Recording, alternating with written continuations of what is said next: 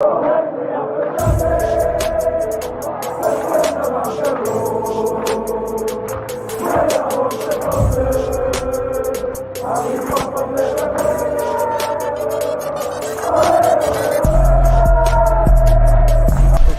out to Kopish. Shout out to Kopish, guys. All the good work the up. Two legends, Emil Heskey, Howard Gill.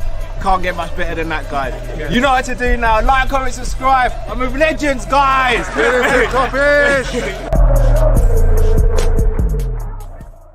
Good evening, lovely people. Hope you're well. Welcome back to another Monday night live show. My name is Callum, joined by a man like Matt Drifty. We are Team Kop-Ish. As always, when we get behind the mic, please make sure you subscribe, comment, and like. Liverpool might not be making any headways in the transfer market, but the content from us never stops. So please do switch on the notification bell and subscribe if you're new to the channel as well. Going to be speaking about the rumours linking us to Kubo, the right and left winger from Real Sociedad. Also going to be speaking about the quote that came out today saying there will be no incomings for at least the next fortnight. Carvalho's situation at Liverpool is still undecided apparently, and we're going through a list of names for transfer rumours. Man like Matt Drift, I was going to ask how you're both doing. I'm going to phrase the question differently. Matt, have you forgiven Drifty for our conversation on the phone earlier? I guess we'll have to find out. He knows what time it is. Drifty, my question to you, have you forgiven me and Matt for the conversation we had on the phone earlier? How about to tell me it's a real life of fuckery? I take that as a note as well. People, if you don't know what we're talking about, we are going to be doing a members video on a phone discussion we had. So make sure you tune into that very, very soon. Right. Let's start with the rumours linking us to Kubo. So I'm going to bring up a little comparison alongside some other right wingers, left-footed right wingers who we're familiar with, who we all rate. I've just put in the metrics. I don't even know what the results are going to look like. So we will see. We will see. Can you see that, boys? Yeah. Cool. All right. So I've compared 5 left-footed right wingers, all of whom I think we rate really highly. Hence why I've used these other 4 players to compare with. So I've used Kubo to compare with Michael Olise, Kudus, Saka, and our very own Mo Salah, best in the world. Right. So in terms of starts, Saka had the most starts last season. In terms of shots, overall shots, Salah way out in front. Kubo actually at the bottom of that, which is, well, we'll see how that turns out actually. In terms of shot accuracy, he's only second to Salah though. Kudus is way down as opposed to the others. In terms of shots on target, again, Salah way out in front, Saka second, and then Kubo and Olise joint. Shots off target, Salah again way out in front, then Saka, then Kudus. Shots off target is that Kubo's actually got the best metrics there. Shots blocked. Oh, good job. That's just a normal advert. That could have been a mad one. That could have been crazy. Shots blocked. Saka had the most shots blocked. Shots from set pieces. Olise, to be expected, he's a set piece taker. Penalties taken, obviously Salah way out in front there. Woodwork hit, Saka out there. Winning goals, Saka's got the most. Kubo's got none, and Salah's got 4. Goals scored, Kubo is he's the lowest there in the league. This is just league. He's only one behind Kudus though. All of his goals have come from inside the box. 1 right-footed, the rest left-footed. His conversion rate is 3rd on the list, so 20.59. Assists, he ranks the lowest for assists as well. I can imagine people, I can't even see the comments, but I can imagine it ain't going well in the comments. Chances created, he's created more than Olise and Kudus, but less than Saka and Salah. Let's go to crosses attempted. We know we're a crossing team, whether it be cutbacks or floated crosses. So his crossing accuracy, again, pretty much steady with the others. Olise is slightly out ahead. He crosses the ball a lot from this as well. He completes quite a few as well. Duels contested. I want to see this. So 263 again. Third place for that as well. Jules won. Right, Kudos Rank- is going mad with the Oh, yeah, Jules contested. Kudos Yeah. with 531. Yeah, that's crazy. Yeah. Ground Jewel success though. That is Kubo. Touches. Fourth there. He has had less games than the other four. Sorry, the other three apart from Elise. Ball recoveries, not bad either. Possession lost, again, not bad. And touching the opposition box, again, not bad. Now, when you see these metrics and these stats, boys, what's your immediate thoughts? Because I've done a little bit more of a deep dive, but I want to hear your thoughts and opinions before I say what I've got to say. The fuck is that? Raw. Underwhelmed then, yeah? I'll be real. It That's doesn't not even move the word me. for it, bro. It doesn't move me, but I know that he's a better player than those stats suggest. And I've got to factor in that that's in La Liga and that's not the Prem. And you got to understand the team that he plays for. Because I'll be real, it's very easy a lot of allowances there. It's very easy to say that about a player when you got a striker that was from Sociedad who's now lighting up the Prem better than our striker. You've also got a number 10 in Odegaard, who's one of the best number 10s in world football. Let's keep it a buck because he is, again, from Real Sociedad. So I'm not looking too much into the stats, I'll be real. I'm looking at the performances. The only reservation I have about Kubo, in my opinion, is physicality. Technically, is good enough. And just one last thing. No, because that's creeping over. That's creeping over. Okay. Oh, this give man an inch and he takes a mile, bro. No, but I was just, you know what I mean? I think what I'm basically trying to say is you can't always just judge a player by looking at by stats and where he plays. It can be misleading. And two examples are two players that are now stars in the Premier League, Isak and Odegaard. We can't, do you know what I'm trying to say? So shout out to Calazo in the comments. So I was going to mention this. Kubo has had to play 5 different positions last season due to injuries that hampered his season. And not just that, chance created is actually pretty good for the amount of minutes he played and considering he played in so many different positions. Drift, you look at that and you're comparing him, in my opinion, to some of the best right wingers in world football. He's not there yet, nor would he necessarily have to be there straight away with us because we have the best in world football. Do you still look at that and think, nah, I don't really want to go there? 23 years old, just turned 23. Yeah, I mean, I was told 23 is a big man, so I guess we can't do the age thing. This is going to be a show of shots fired, isn't it? I'm just the middleman. Yeah.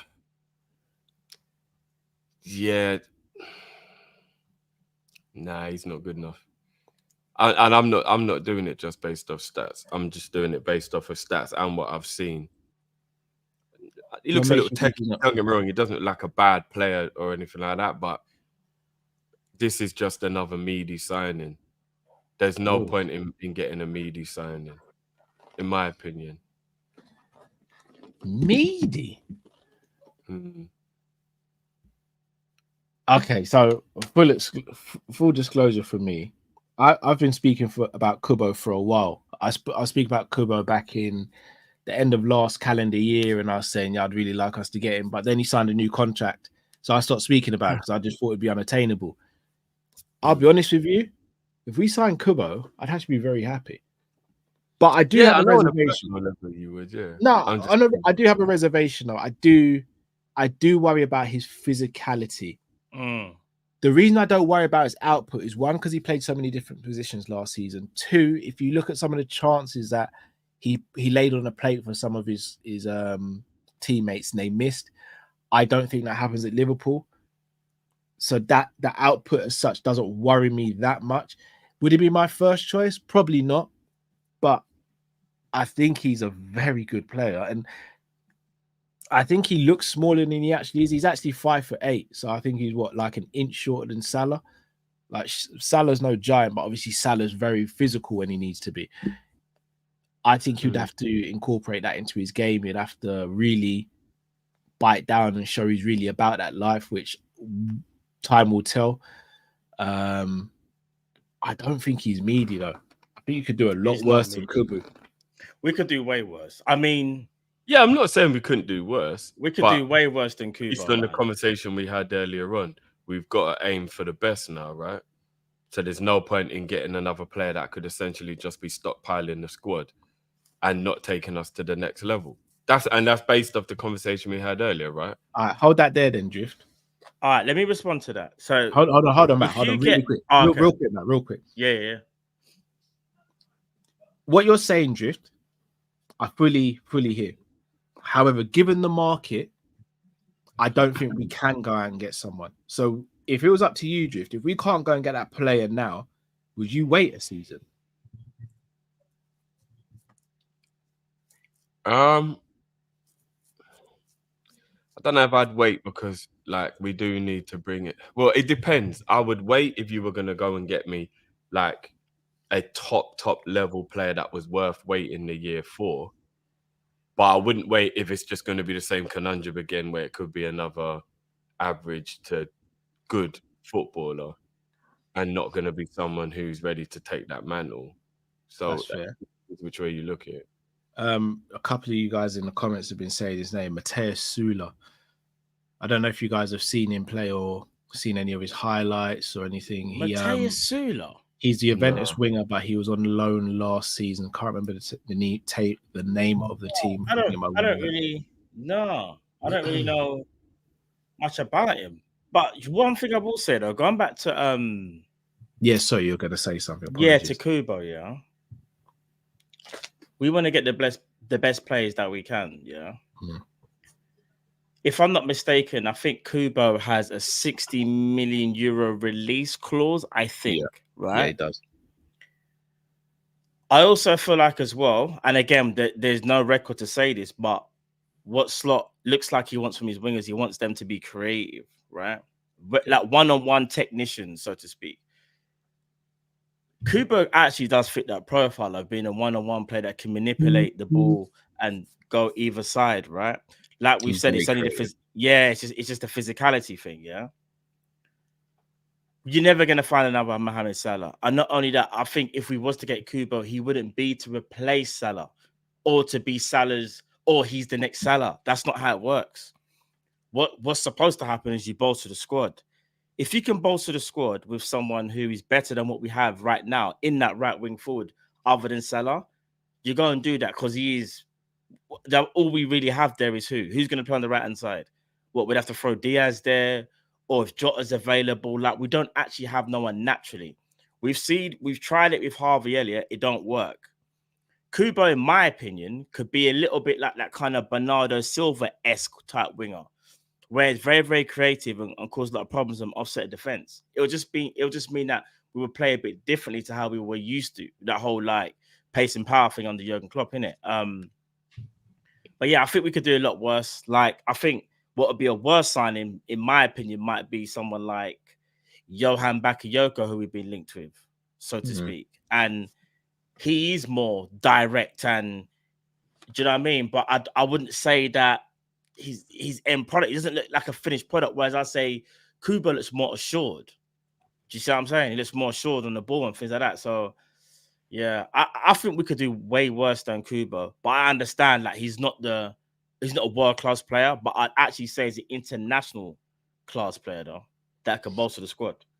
Do you know what? Because of the comments and stuff, I've actually done another comparison with Mateus Sula, but I've done it per 90 this time as opposed to total and compared him with Kubo. I don't know if you guys see that all right? Yeah. All right, so games, Sula had more games, more starts. All of his games were starts. So in terms of total shots, Sula wins there. Shot accuracy though is Kubo. Shots on target is Kubo. Shots off target is Kubo.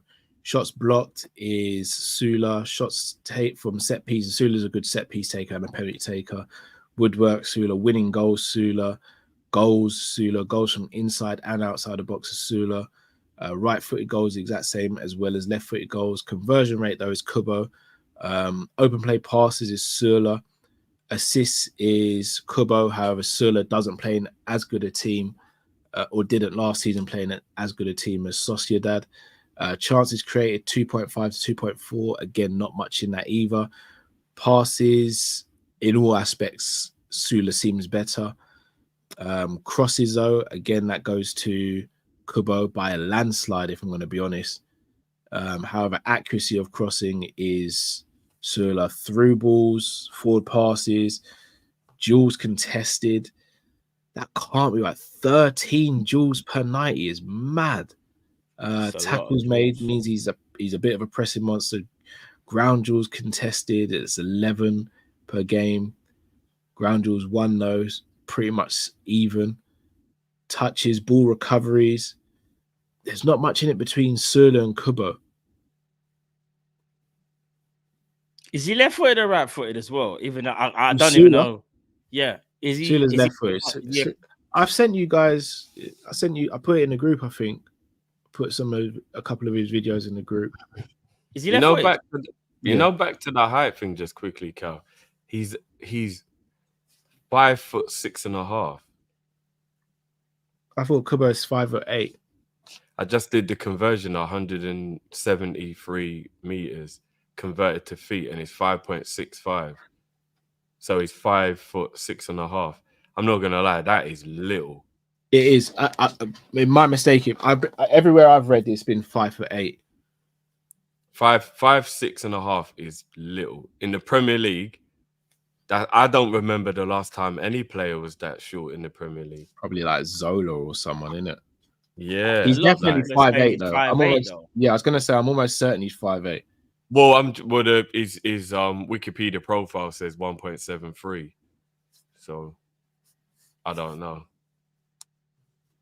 Yeah, I maybe wouldn't trust. The mad thing is, it's not even really so much about the height, because obviously Messi and other players are short, but he looks a little bit as well. Do you remember when Matt used to say the popcorn and crisp diet?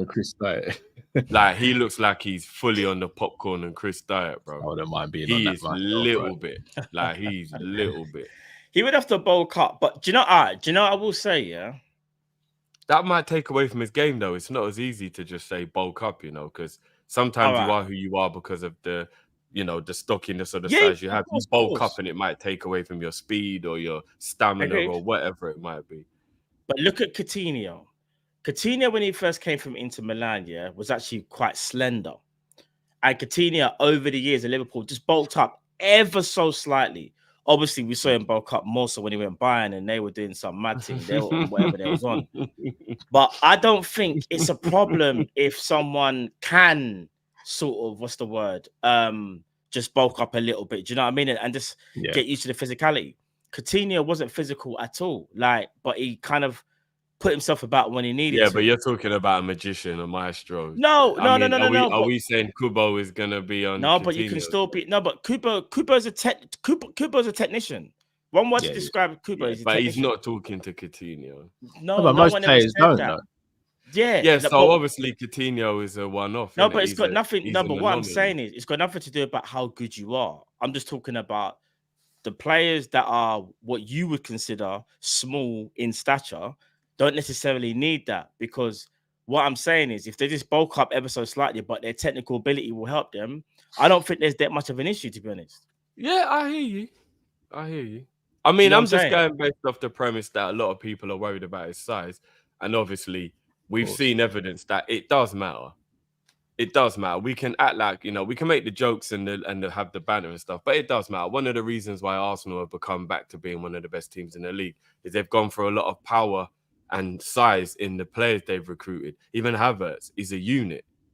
Do you know what I mean? Like they've gone back. Havertz is a unit. He's tall. He's not a unit. He's just tall and lanky. Well, that's what I mean. Like, no, but he's very, very good in the air, Havertz. Even defensively, like when he comes back and helps with corners and stuff. Bro, he's playing false 9.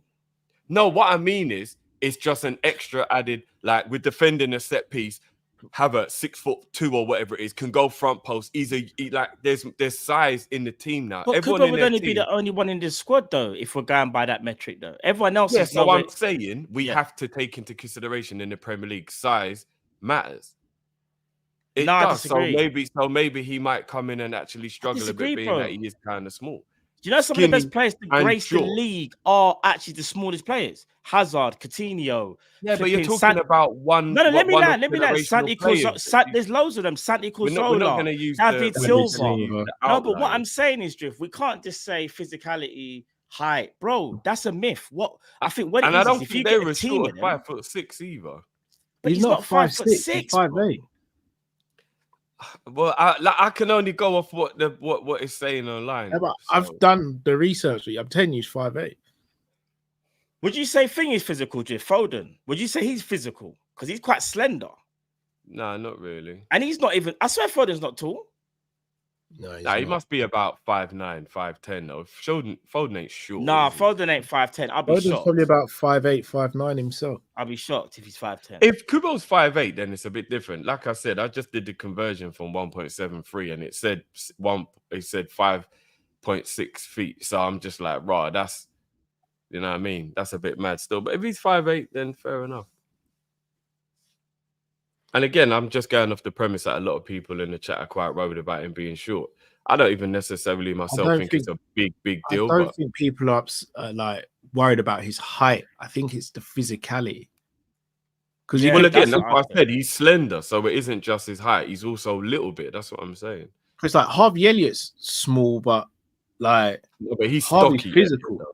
Yeah, Harvey's stocky. Only now is he stocky. Yeah, only now, but even before he's stocky, he's still physical. It's a mentality thing, isn't it? I keep on saying it's a mentality thing with the physicality. Because if you're aggressive, that can make up for your lack of strength, so to speak. If you're aggressive, to a degree. You don't have to be hench. You just have to. If you're aggressive enough with your, and you've got good. What's the word I'd say? I'm forgetting the word, but basically, if you're aggressive, it can work for you, innit? It can. And there's many players that are aggressive and they use it to their advantage because they're not the biggest players, innit? You don't need to be.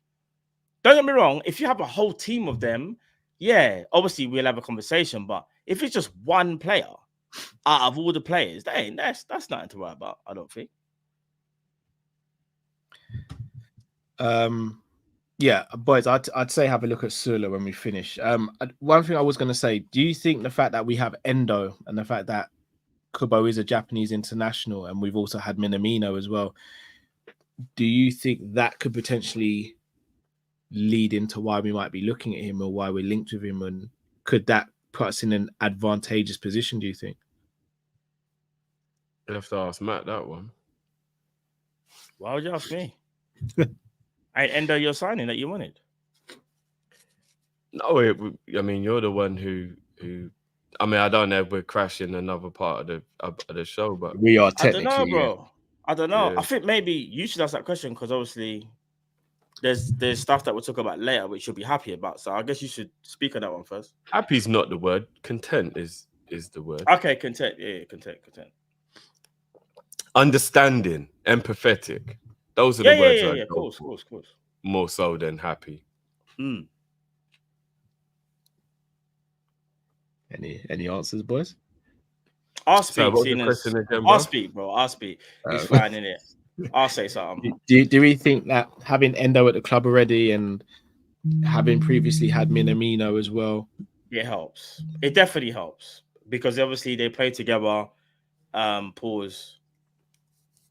Endo will probably speak highly of Kubo, so therefore it wouldn't be a hard sell for Liverpool if they wanted him to go and get him. It'll be an easy deal to do if Liverpool actually wanted to get that deal over the line.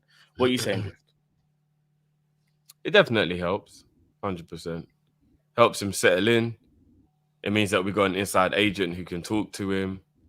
But I mean, to be honest with you, and again, I'm not being shady at all.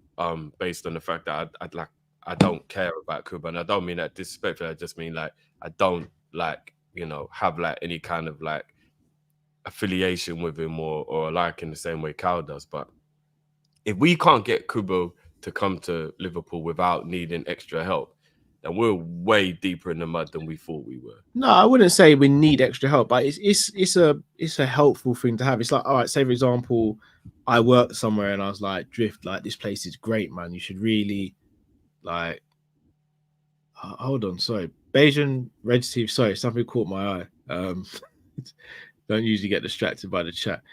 Nice, this bro. Don't buy into it, man. I'm not buying into it. But Bayesian Barnes, respectfully, could you send me the source, please? Cal, are you really gonna do that to yourself? If you thought my 2 a.m. if you thought my 2 a.m. stream for Caicedo was bad. No, Cal, I told you I will be there in the stream with you if we sign Musiala. I said it. If we sign Musiala, you man are gonna see my belly button in it. That's all I'm saying. Like, you're gonna see my navel, bro.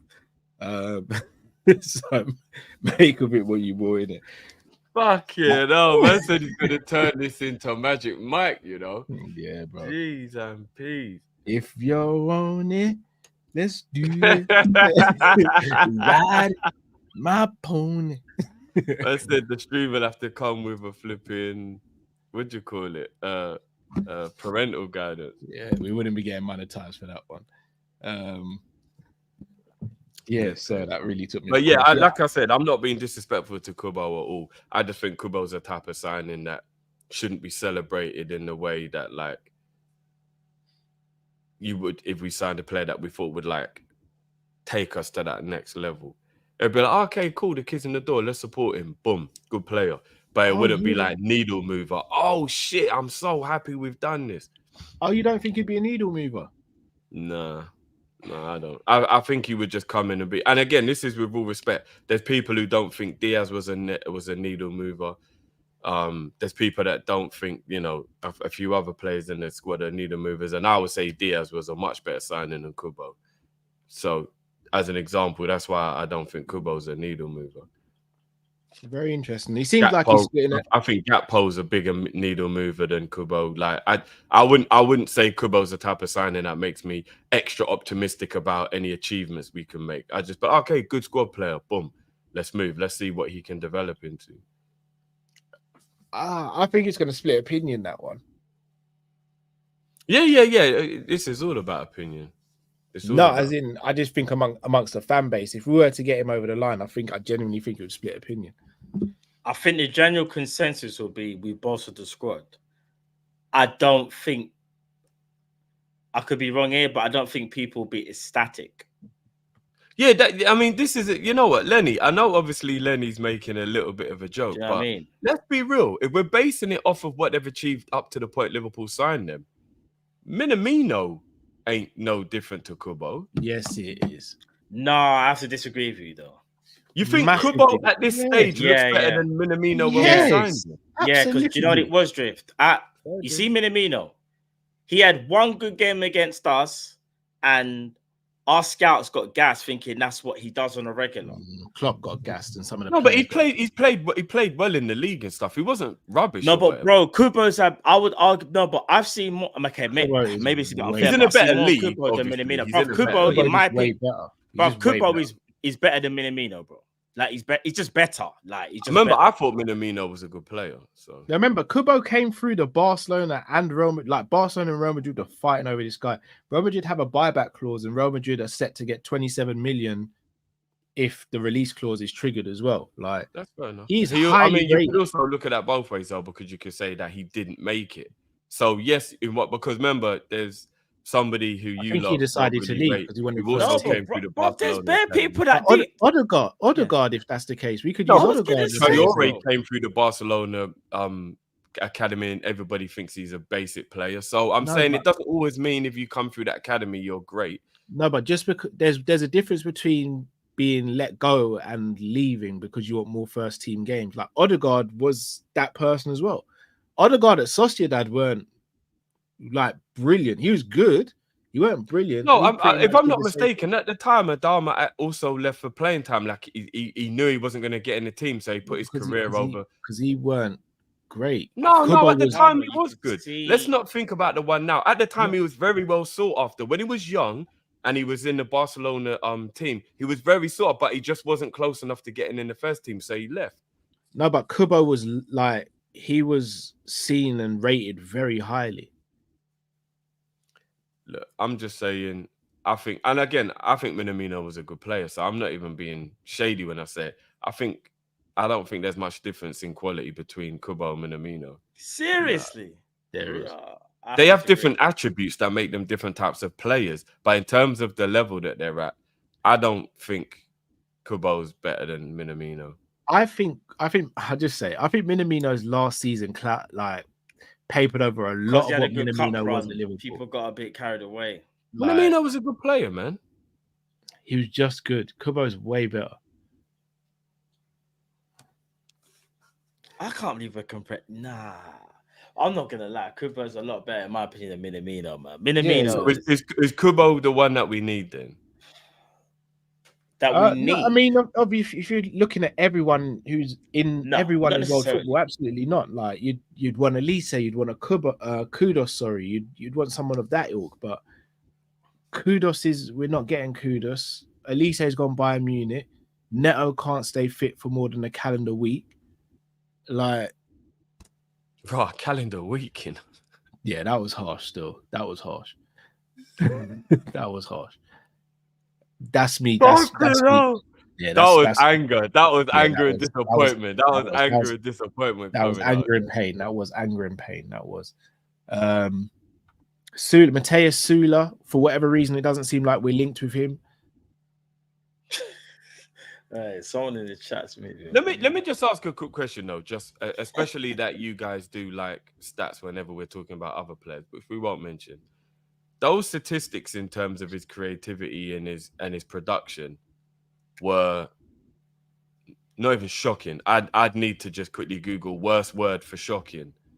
Like, they weren't shocking. Was it one goal and how many assists was it last season? Did it say? No, he got about, I think he got 7 or 8 goals. He was got moved 8 around. goals? Yeah, he was. No, I swear it said 1 goal. There was a point where he scored 1 in 2024, I believe. 1 in the calendar year 2024.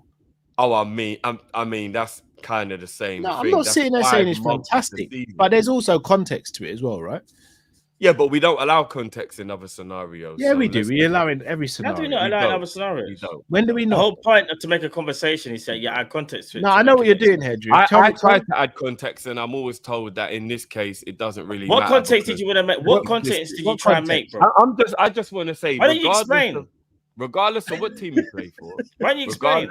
Regardless of what team you play for, regardless how old you are, regardless of whatever, if you're a forward player and you get 1 goal in the calendar year, and we're talking 5 months then, because we're talking January to May then, so that's 5 months, yeah, and you scored 1 goal, I can't think of anyone who could get away with that, regardless what the circumstances are, or regardless of what the logic is, or anything. Even if we're having a conversation with Arsenal fans and they were talking about Odegaard, or we're having a conversation with Man City and they were talking about De Bruyne, if there was only 1 goal scored from January to the end of the season, there wouldn't be room for context. It would be, that is horrendous. Didn't the same thing happen to Jota? Yes or no? Yeah. And I backed Jota during that time. And what's so mad is, but you know what? That's disingenuous. But what's so mad is everyone understood it, bro, because he was injured. That's where the context was there. No, because Kubo's never been a Jota in terms of his clinical. No, what I'm saying is it can happen. Jota went in a drought the same way Alan Shearer did for England back in the day. But eventually, when you know someone's that good of a finisher, it will come round. Yeah, you know what I mean? Like, Kubo's never been on a level to go, this is a minor, it's a one-off. Like, what has he done statistically to show that this wasn't just him? Do you get what I'm saying? Like, no. Like, he has no evidence to what I'm prove saying, otherwise. Do you get what I'm saying? What I'm saying is, what he's done, that 1 goal, is mad. Don't get twisted. That is mad. But what I'm saying is, if that could be just an anomaly, though, innit? Because I don't know about his other seasons. Like, I haven't checked. I don't know let's his stats. Just quickly have a look and see how. Go and check his stats for his other seasons and see what he's done in it. Yeah. Is it a thing where he just gets 2 goals, 3 goals? Like, is he right now? Is last season his best season? I genuinely don't know. Do you get what I'm saying? I'm just gonna have a look now, then quickly. But it's mad though, because if he scored 1 goal in 2024, and I think he All got right, I mean, in the Prem. this is a little worrying. I mean, and you know what? We can actually get Mizzy to actually help us with this because obviously he'll be a lot better at being able to give us like insight. Bro, he's only got 4 goals for his country in 35 games. So straight out the back, that's worrying. Well, he started playing for his country at a young age, though, Drift. No, but what I'm saying is, regardless, 4 goals in 35 games isn't very good, is it? No, I'm not saying it is, but well, for international, he's got in his whole La Liga career, he's got 22 goals in 159 games. He's got 18 assists, which isn't that bad. It tops it up. So he's got a 40 goal GA in 159 games. Now, and I'm not even saying this to shit on him. I'm just trying to add some context so we can come to a more accurate conclusion of like what we might be getting. Yes, at 23, there's a lot more for him to achieve. I understand that 100%. But a player who's only got 40 GA in 159 games, we can't look at that 1 goal in 5 months ago. Do you know what? Like, this could happen. We're looking at it like he doesn't get a lot of goals, so we don't know whether that would change or not. So why is it you rate Diaz, you rate Nunes, and all these other players with similar ratios in front of goal, and they play for a better team and they get more chances and all that? Because, first of all, on the eye, Diaz is better. Just by watching football, just purely on the eye test, Diaz is a better footballer than Kubo. And his statistics were better than that before we signed him. I'll put my neck out on the line here. If Kubo was in most of those positions that Diaz was in last season in terms of final ball or finishing, he does better than Diaz. 1 goal in 5 months can't convince me of that, Cal. It doesn't have to. I can say with my eyes. Yeah, but that sounds more like optimism rather than facts. Optimism. He's a better passer of the ball than Luis Diaz. I mean, 18 assists in 159 games. It doesn't sound amazing. It doesn't have to sound amazing, but he's a better passer of the ball. He's a better technical footballer in that aspect than Diaz. That's not even close. Fair enough.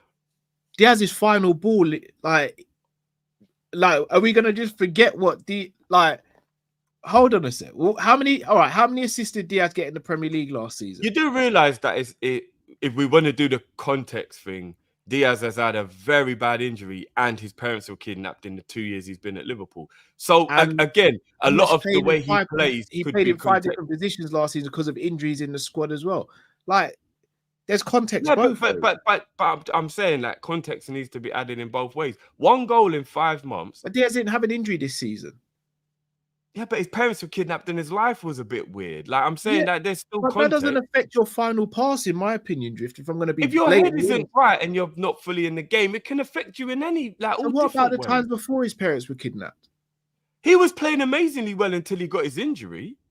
Drift, he was until Diaz got his knee injury against Arsenal.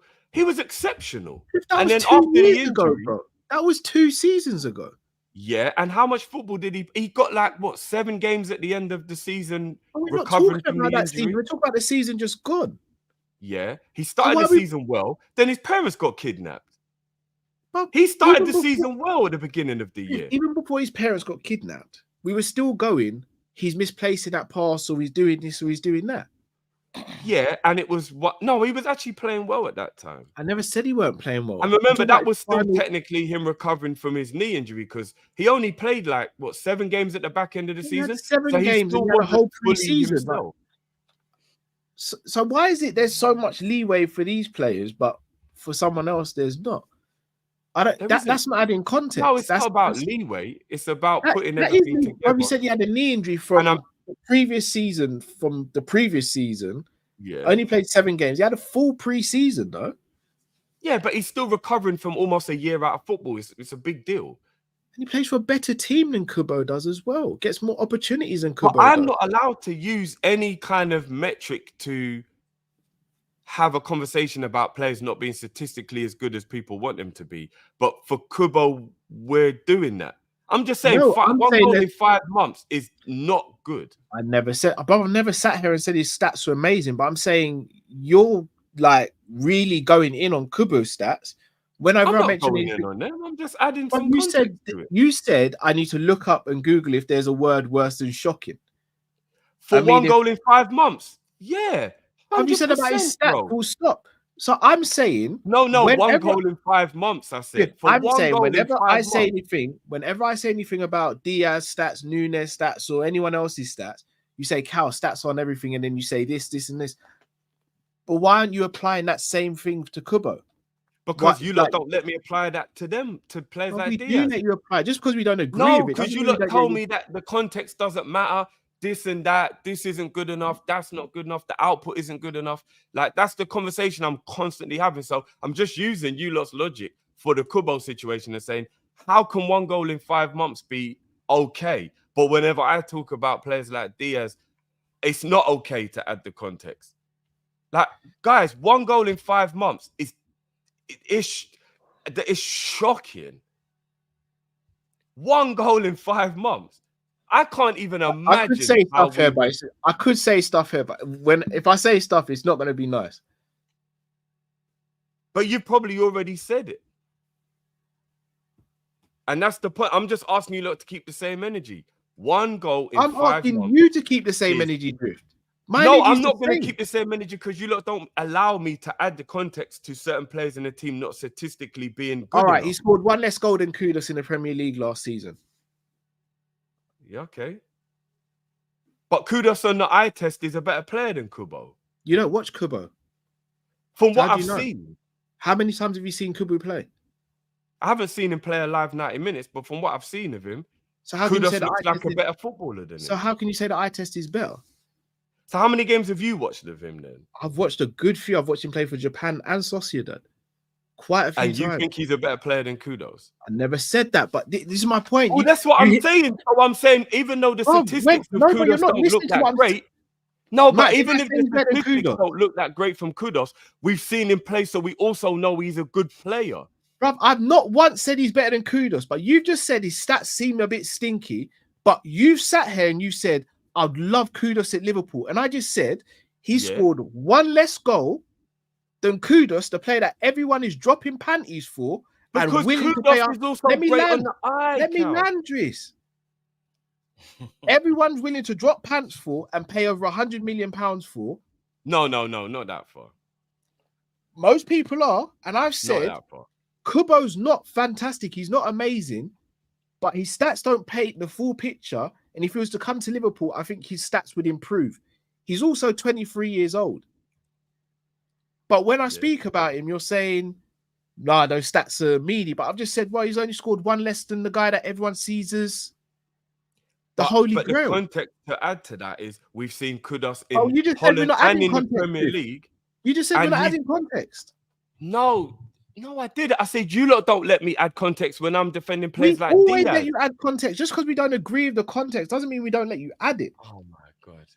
It's a big difference. Not agreeing with it is the same thing though, because it's dismissing it. It's like, nah, do you know what? I don't really care about that. I don't agree with it. So it's almost the same thing. So I'm just making a point that if you don't let me add context to players like Diaz, then why are we adding context to Kubo? And if we do the eye test on Kudos is much better on the eye than Kubo.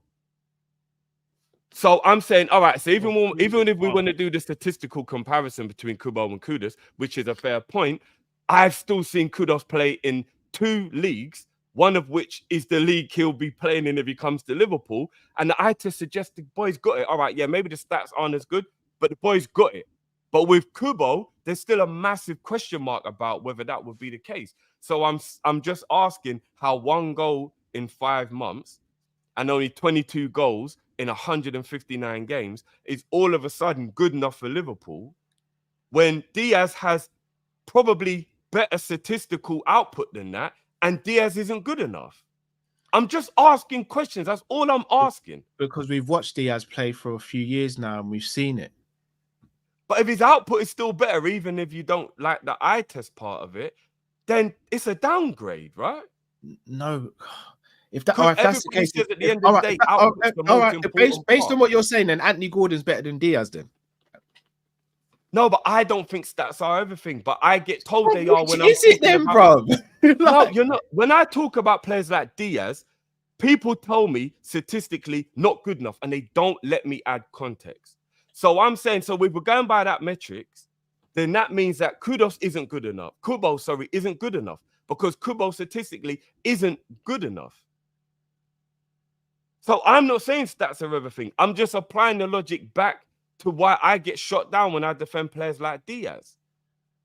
Because when I defend players like Diaz, I just get told output ain't good enough, Drift. He's not good enough. Output isn't good enough, Drift. He's not good enough. That's all I get told. His output isn't good enough, Drift. He's not good enough. I don't care about how good he is on the ball and how technically gifted he is. His output is not good enough, Drift. He's not good enough. I'm sick of hearing it, to be honest. So I'm just applying that logic to Kubo now. And I'm just saying, raw, this man's output ain't good either. So why would everybody be all right with it? I'm just asking questions. This is all I'm doing.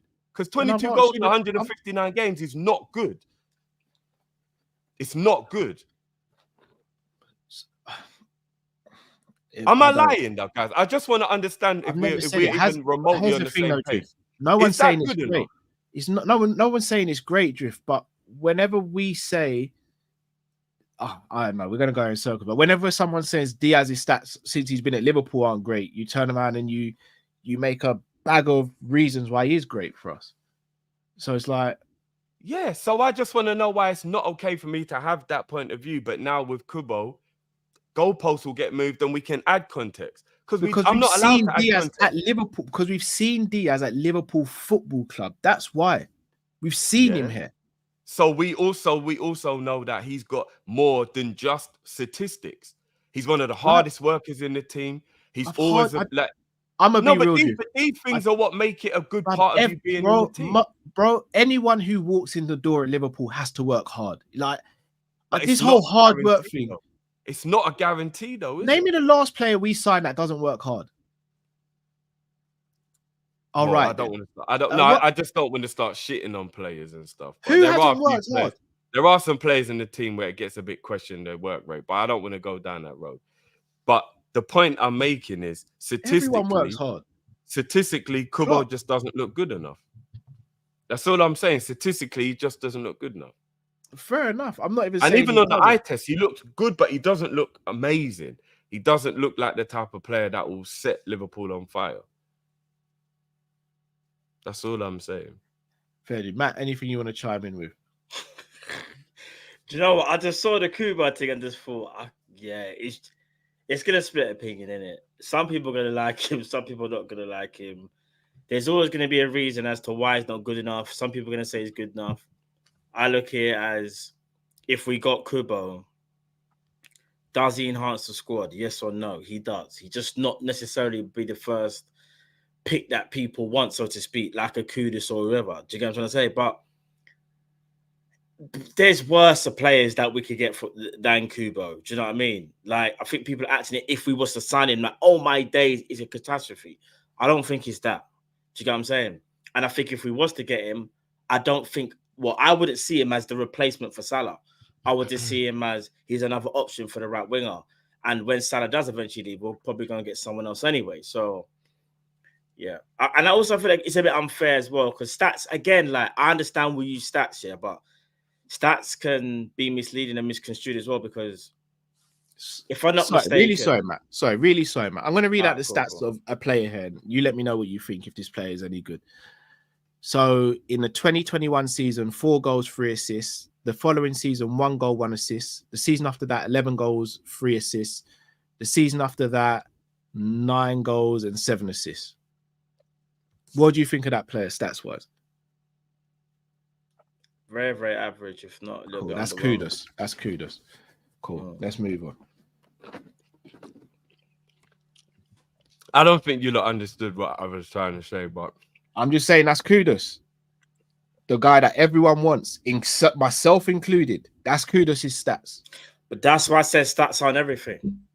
Yeah, I've always said stats on everything. That's the point I've been trying to make. No, but Drift, you was honing in on the point that, like, obviously his stats weren't the greatest. Because remember, you kept on saying, and I know he wasn't a bit. Remember, you kept on saying, you literally said, what's he done? Let me go check now. You went and checked his stats for the previous seasons. and you wanted to make sure you brought out he only scored 1 goal in 2024. Because that's what I would be told if Diaz did the same thing. And when Cal tried to explain it to you, context is needed, like how we use context of other plays, you were like, bruv, I'm not gonna lie. One goal in 2024 don't really need context. It's a thing where if you scored one goal in 2024, you don't let me add context to players like Diaz. That's what I said. Because if Diaz only scored 1 goal in 5 months, nobody would give a shit about context. And but bro, I did say that though with Jota when I literally said to you the same thing happened with Jota. And I remember even if there was a conversation we had, and you were like, and again, it was more of a reaction because we were talking about, Jota wouldn't miss these chances. This is when I was going for the bad patch, or whatever. And then you were like, bro, Jota didn't score a goal for how many months? And I was like, I understand that, but context is needed. And this is what I'm saying. No, that was just based on the premise of everyone saying Jota would always score any chance other players miss. Yeah, and I understand that. He wouldn't go a year without a goal. He wouldn't, obviously, he wouldn't, but he's a better finisher, though. I think that was the point of the argument. We all know that. But the point of this argument is this, though. I can't say I sit here and seen Kubo in 20 games. I can't. But one thing I can say is he's a good technician. He can manipulate the ball very, very well. He is a good player. Do I think he's the be-all and end-all? No, I do not. Do I think he enhances the squad? Yes, I think he can enhance the squad because once we take Salah out of that right wing spot, who is the natural right winger? Do you get what I'm trying to say? So, I don't know, man. We could do worse than Kubo. We can do way worse than I don't think Kubo's a crap player or anything like that, by the way. I'm just saying I don't see, way worse. And it's not even necessarily at you two. I'm talking to the whole community. There's no way we would have a conversation. Fix my light. I realize my light's just gone where Diaz only scored 1 goal in 5 months. And anyone would allow me to add context. They wouldn't. They'd just be like, it's not good enough, Jiff. 1 goal in 5 months, it's not good enough. Like, we got to move on. We need higher standards, blah, blah. So I'm just saying, like, okay, so we're adding that same context. Then we got to be a bit worried that Kubo might not be what we need. And if it's 60 mil as well, Cal, that's quite, for our budget, that's a lot. You know what I mean? The way we move, it's about 50 million pounds, I believe, roughly. Let's say between 50 and 54 million, yeah. Oh, okay. I thought it was 60 million pounds. To be honest, in today's market, that's pretty much standard for a player. I think as a fan base, we kind of need to get up to speed with the cost of players and all that now. I'm sick of this whole pocket watching and all that. Like, but it's because we know how we move, though, bro. That's why. Back in the day, we used to pay 40p to get on the bus, right? You know how much it is to get on the bus now? Like, yeah, no, I hear that. We seem to be the only fan base stuck in this price is if you got like because our owners haven't done anything. But because our owners haven't done anything to let us believe that they would continuously start to pay more premium prices. So they have. But there's only been the odd time. The majority of the time we sticking up. We all know around the 40 mil mark is Liverpool's sweet spot. Somewhere in there, like majority of our signings, that's the sweet spot. How much was Sobo? 60 or 70 was he? 70. Cater was 50 or almost 60 mil. 50. Nunes, like, we go up, because obviously Virgil and Alisson, like we've gone over, but the majority of the side, we've always made that joke. That's the sweet spot for Liverpool, in and around that 40, maybe up to 45, 40, like somewhere in and around there. We did bid quite high for a certain Caicedo as well last season, like. I know, but it never happened. So we still. I'm just saying the majority of the players. Like if we went through the majority of the players we signed under Klopp, Fabinho, Wijnaldum, Diaz, McAllister, Gravenberch. We look for a deal. 100%. We look for a deal. We look for a deal. But we can't. Like, I'm just thinking of a lot of the players, and it's always that 40 mil sweet. Like like somewhere in it, we love that sweet spot. No, I agree. Like, we go. There are times. It's because we're buying a player like Naby where we think they're a proper needle mover, and we don't do that as often. Like, remember, Naby was supposed to be a needle mover. That's why we were willing to go to that. No, agreed. You get what I'm saying? A lot of the other players, they're in that. We've done that with since Naby. We've done that with Sobo and Nunes. I think they might be the only 2 players we've gone that high for since Kate. Sobo and Nunes are the only 2 that I think have gone over the 60 or hit 60 and more, I think. To my knowledge, even Oxlade-Chamberlain was 35. Like, like that. Mane, Salah. Like, so many of our signings are just in that sweet spot. somewhere between 40, 45. But we was in a different you'd be like, financial realm back then, though. I will say that. Football was in a different financial realm. Yeah, we was in a different financial realm, though. To be fair, like think no, of all I the hear deals. that. I hear that, but I Think about the club still believe is worth now. I still X, Y, believe Z. it's not a normal thing for FSG to spend that much. No, I mean, So I if we kinda bought get that. Kubo for that much, I'd be like, bro, that's a massive chunk of the budget. But 60 million euros. Am I not right in saying that if Liverpool accepted Jarrell Quansah going to Newcastle, that would have been in excess of 70 mil for Gordon as well, no? I don't know what the term. Obviously, we're happy it didn't happen, but it would have been a lot of money. That's all I know. It would have been in excess of 70 and mil. obviously that was one of the ludicrous things, right? Like, wow, why would we pay that much for Anthony Gordon? Because I tell you what, Kubo's better than Anthony Gordon. So that's what I'm saying. I don't think we can sit here and be like, they're not willing to spend the money. They're willing to do it when they feel like it's worth it. I'm saying when Liverpool do that, it's like an outlier, and then there's not much business done around it. Like even when we pay 65 for Nunes, who else did we buy the summer we bought Nunes? No one, right? Who else did we get that summer? We got Carvalho and Calvin Ramsey. Do you see what I'm saying? I think the Soboslai one is the anomaly where we did go quite Klopp said he didn't want, not even to go on a talent, but Klopp said he didn't want anyone else that summer. No, but that's neither here nor there. I just mean how much we normally spend when we buy a player for a big amount, and not many times we spend a lot on a player, and then we go and do it like a couple more times, like 3 or 4 players for around that much. So I'll be worried if we pay 60. And again, Euros is a bit different. We tried to sign Tchouaméni that same summer, by the way. Which summer? The summer we got Nunes. We tried to sign Tchouaméni as well. Yeah. But obviously that would have come out of the budget from last summer when we did the 4 players, isn't it? So it would have been subsidized. We don't know that, bro. It would have been, bro. But if we'd have bought Tchouaméni, we wouldn't have gone and bought 4 midfielders the following summer. We wouldn't have needed 4. So that doesn't mean it comes out the budget, though. We can't just say like, yeah, it come out the budget. We don't know. We bought Tchouaméni. My guess, and it's only a guess, would have been McAllister and possibly Soboslai would have been the signings. We wouldn't have got Gravenberch and we wouldn't have got Endo. But we wouldn't have needed the other 2, Drift. Yeah, no, but that would have only been 100 mil summer, Soboslai and McAllister. That's around our sweet spot as well. We normally spend about 100 No, but we might have addressed other positions in the squad. We don't know, bro. I mean, I doubt it. But yeah, it's not, no one knows for a fact. But I doubt it. I'm just saying, if he's only 50 million pound, then that is a little bit different. But when I thought it was 60 million pound for Kubo, I'm sitting there thinking, well, how much money would there be left to buy anyone else, considering there's other places in the team that we've really got to concentrate on? His release clause is 60 million. I think euros, isn't it? Yeah, it's 60 million euros. I don't know what that is in pounds, but I'd be very surprised anyway. Bit cheaper. I genuinely don't have an idea of what our transfer budget is. I don't even know either, I'll be honest. Yeah, I'm just going off of what we normally do. We normally spend 100 mil in net, and our sweet spot is normally 40, 45, like somewhere around there for like how much we pay for players.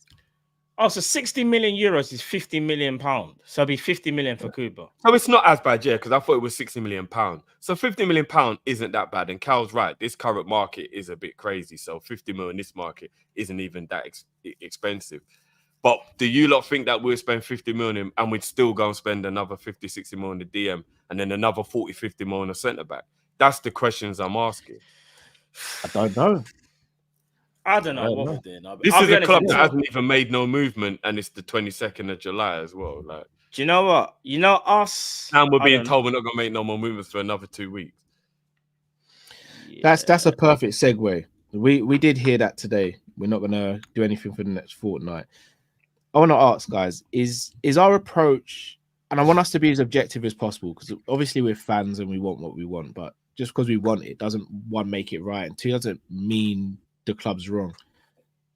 Are we being passive, calculating, or opportunistic in your opinion so far?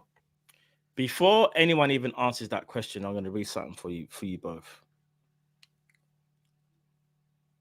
Liverpool and Fulham are the only 2 Premier League clubs that have yet to make a major signing.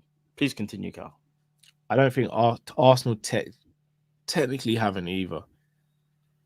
Arsenal are on the verge of getting Calafiori. I know, but there is As They much won't as have, I no, used it's to happened. have- No, they've agreed the fee. They're just Bologna and his previous club. I just got to agree something. It's done. Cow is done. Trust me. So Okay. what I'm saying is, Arsenal have made movements, Chelsea made movements, Man United made movements, Man City Sorry, made the Arsenal signing with signed a Savio. goalkeeper. Apologies. And obviously there's other teams as well. But I'm talking about the teams that we're going to be competing against. This is what All this right. is I'm about. going to play devil's advocate. I'm going to do it then. I've been told the squad's good enough. So why are we upset there's no transfers? Who said the squad's good enough? Quite a lot of people have said it. Are we talking quality? Good Quantity? enough to do what? Because I think the squad's good enough to get top 4 easy. I'll say the squad's bloated. It depends what you would call good enough. The squad's bloated. I think we With the can same get top type 4 of with player. the players we have now. We've got too many left-sided eights. Everyone wants to be a left-sided eight at Liverpool. But do you lot not think we could get top 4 with the current squad? Like, if the season started tomorrow, do you lot not think we could get top 4 with this squad? I would say, with all the demands, It could be touch and go. with more games, we're going to be relying on injury records again. We got the qualities there, Drift, but it's injury records again. Well, quality is what I'm talking about. Yeah, I'm talking about quality. I think we would get top 4, but why settle for top 4 if you feel you can improve and go on better? Because one thing I will say is, no, that's fact. Yeah. No, you're not wrong what you're saying. I'll be disappointed in Liverpool and Slot if they, let's just say they make one signing because they feel like they've got everything that they need. Yeah, I'll be sitting there disappointed because I'll be thinking, you lot are just playing it safe. You lot aren't really enough that you really want to go and get the title. You're basically saying we have good players and we'll see what happens and then we'll see what happens after that, bruv. There's an opportunity there because, like we were talking about, Man City, Pep Guardiola might be his last season. You need to capitalize. Everyone else around us is improving. Arsenal and Man City have the best defense in the league, in my opinion. Remember, we spoke about on the phone, yeah? Them two in particular. We've just lost Matip, one of our best defenders, and we would sit here and not react. That would be quite alarming for me anyway, even though some people might say, well, Matip never played. Well, the whole point is Matip should have played, but he couldn't, but because of his injuries. So you want to go and get someone who can, go into that first team or improve the first team, because Virgil van Dijk is also getting on a bit and he won't be around forever. So you have to look at, like, when they say don't watch face, in these scenarios, you kind of have to sometimes as well, because if your competitors are improving and you're standing still, you're going to get an awakening call, and that awakening call will not be nice. And this is why when I say, I hate to say it, Liverpool are not being proactive. We are being reactive. I'm seeing a report like you're saying, Drift. Liverpool are going to wait until the US tour potentially to see what I want. Bro, I'm sorry. We're in 2024, big man. You know the players that you have. You don't need to tell me that I know you're trying to sell Sepp van der Berg, but you're trying to get the money for him, the right piece. Sepp van der Berg does not want to stay at Liverpool. He's made that clear. But then I'm seeing reports from journalists saying Sepp van der Berg is impressed. I don't give a damn if he's impressed. He wants to leave. Liverpool go and sort that out. Another player that I think is probably going to go and Liverpool want to see what they can do with him is Tyler Morton. There's certain players in that squad that I know Liverpool are waiting to see what's happening before they make any movements. And in my opinion, that's kind of the wrong thing to do, because what you're going to do is you're going to be left with what's left of the transfer window, and you will not get your first and second choice, and you'll be getting players that you might not really wanted, and that's where it becomes a problem. And this is where I will say this all stems from the top to the bottom, and this is where we'll have a serious issue, because if I see that incompetence in the transfer market, I kind of already know what season I'm going to be in for. And as great as I think Arne Slot will be as a coach, because I think he can coach the hell out of a team, it's not just about coaching, though, is it? It's not. It's more than just coaching. Like how Klopp found out. Klopp is an amazing coach, but he's also a great manager. There's so much. Someone just said it before I even got onto it. Contracts. Elephant in the room. Manager, bro. You have to manage. So as much as I'm not disrespecting Arne Slot, I'm just saying, do your thing, bro. But also, if you want to make a good impression, you also have to show us that you really want to succeed. And by doing that, it's not just saying we're going to do things on the training ground. You need to speak to Richard Hughes. Get the contract sorted out for Trent, Ali, and Salah. Go and get that sorted. Also, identify the players that you said you've been speaking to Richard Hughes from when you first signed. You've been in day-to-day contact, brother. Go and get that sorted out. I'm not trying to say because we haven't acted, it means we're not doing nothing. But please, if you're gonna do something, you kind of have to make a move soon. Because we can't drift. You said it best. Liverpool don't really like to get involved in transfer battles once other teams get involved. We like to know if the player wants Liverpool, that's when we'll go for him. But if he's got a bit of a decision, we might pull out of that deal. A la Lenny Yoro. Yeah, and this is the worry. And this is the worry, bro, because, and again, we're just having conversations here. I'm not trying to shit on anyone. I'm not trying to be disrespectful to anyone. We're just trying to have conversations and we're trying to be as unbiased as possible. Guys, I'm going to read you a list of the top 6 transfers that Richard Hughes has made in his time, which is very confusing why there's any other reason he's our director of football other than friends with benefits because he's Edward's boy, right? Richard Hughes' top 6 signings in his whole time as director of football are Nat Phillips on loan, Tyrone Mings, Aaron Ramsdale, Callum Wilson, Nathan Ake, and Dominic Solanke. I'm very shocked that this guy's actually been given a job at Liverpool. And I know the clubs he was at, you have to take into consideration. But his track record doesn't scream someone who knows how to just walk into a room and command respect. And again, he could change our opinion on that. Things could change. But I just wonder, with him being one of the people that's the key to being in charge at Liverpool now and how we are moving so slowly in the market, is this a little bit of a case of, you look at someone like Roy Hodgson. Roy Hodgson is a very good manager, and there's nobody who can't say he has an impressive managerial career. But I know the thing Cal hates the worst is the fact that he was Liverpool manager, and he said no team is too good to be relegated because he forgot where he was. Do you get what I'm saying? And there's you can get used to a certain level when are you ready for that step up? And Hodgson was England manager, and he still weren't ready to be Liverpool manager. Is Richard Hughes good enough to be Liverpool's director of football when his track record, half of those players are Liverpool players, and it was Edwards doing him a favour? Like 3 of that list are players that we gave them to do them a favour. You gotta remember though, Hughes was at Bournemouth though. Yeah, I don't know if it's like the question you asked, Drift. I am on board with that question. I don't think how you've got to that question is fair though, if I'm going to be honest, because I don't think you can look at who he's purchased without saying where was he, what was the budget of the club. Not just that, like Bournemouth is not a destination club. Bournemouth is a stepping stone club.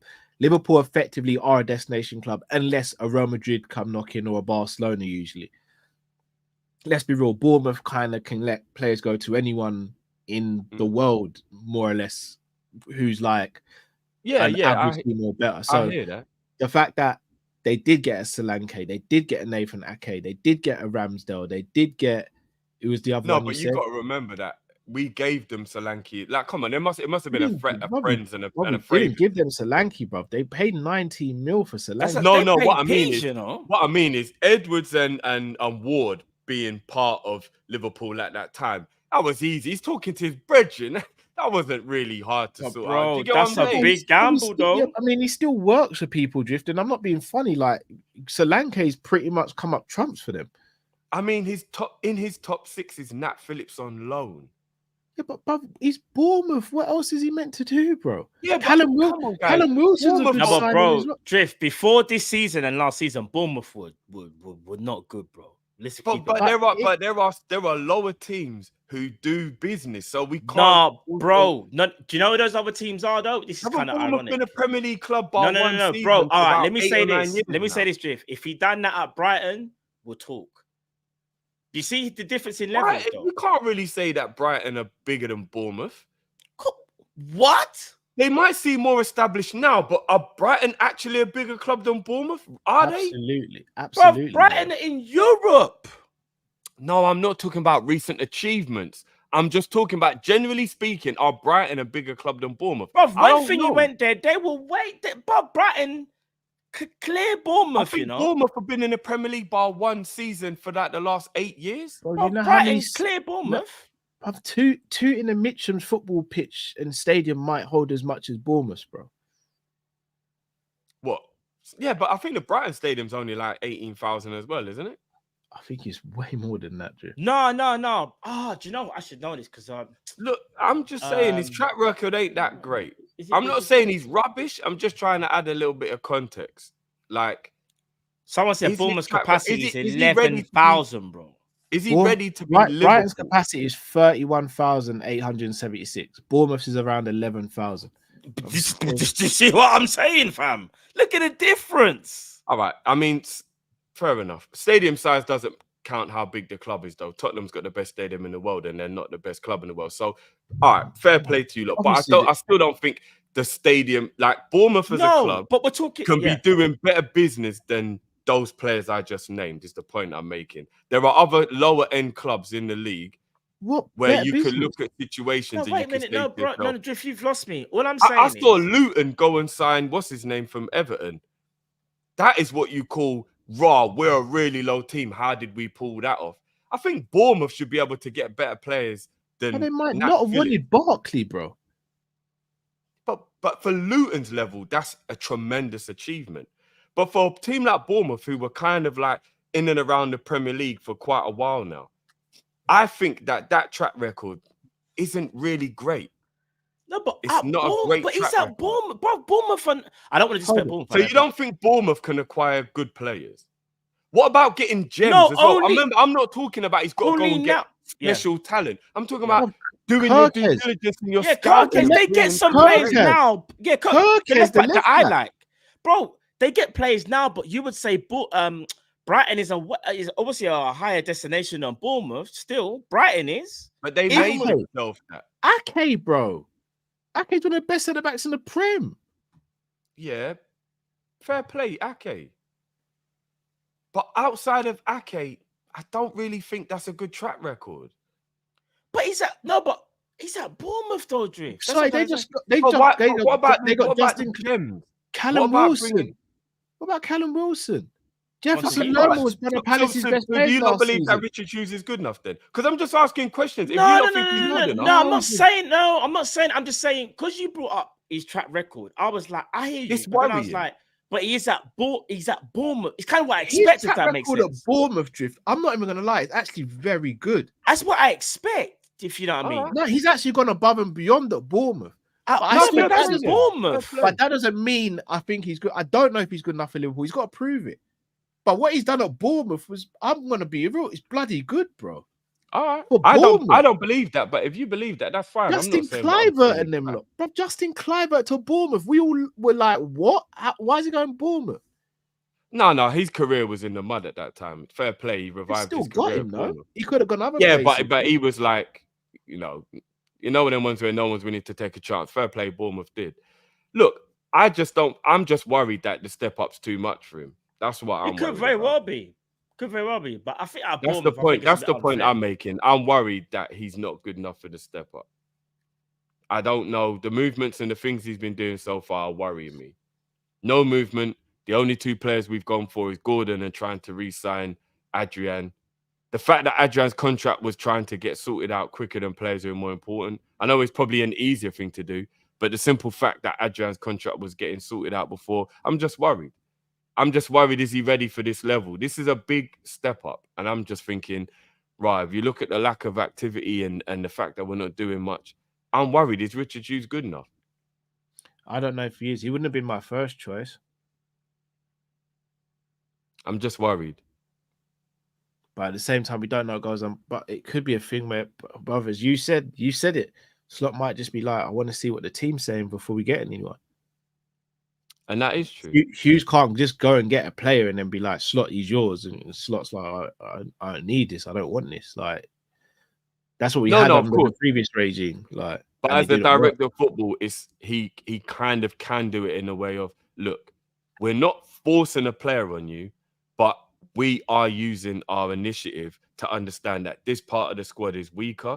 So pick a player from this list because we are giving you a centre back. or we are giving you a defensive midfielder or whatever, because technically that's what a director of football is supposed to do. No, you're right, Drift, but that happened in the previous regime, and how did that work out for us, bro?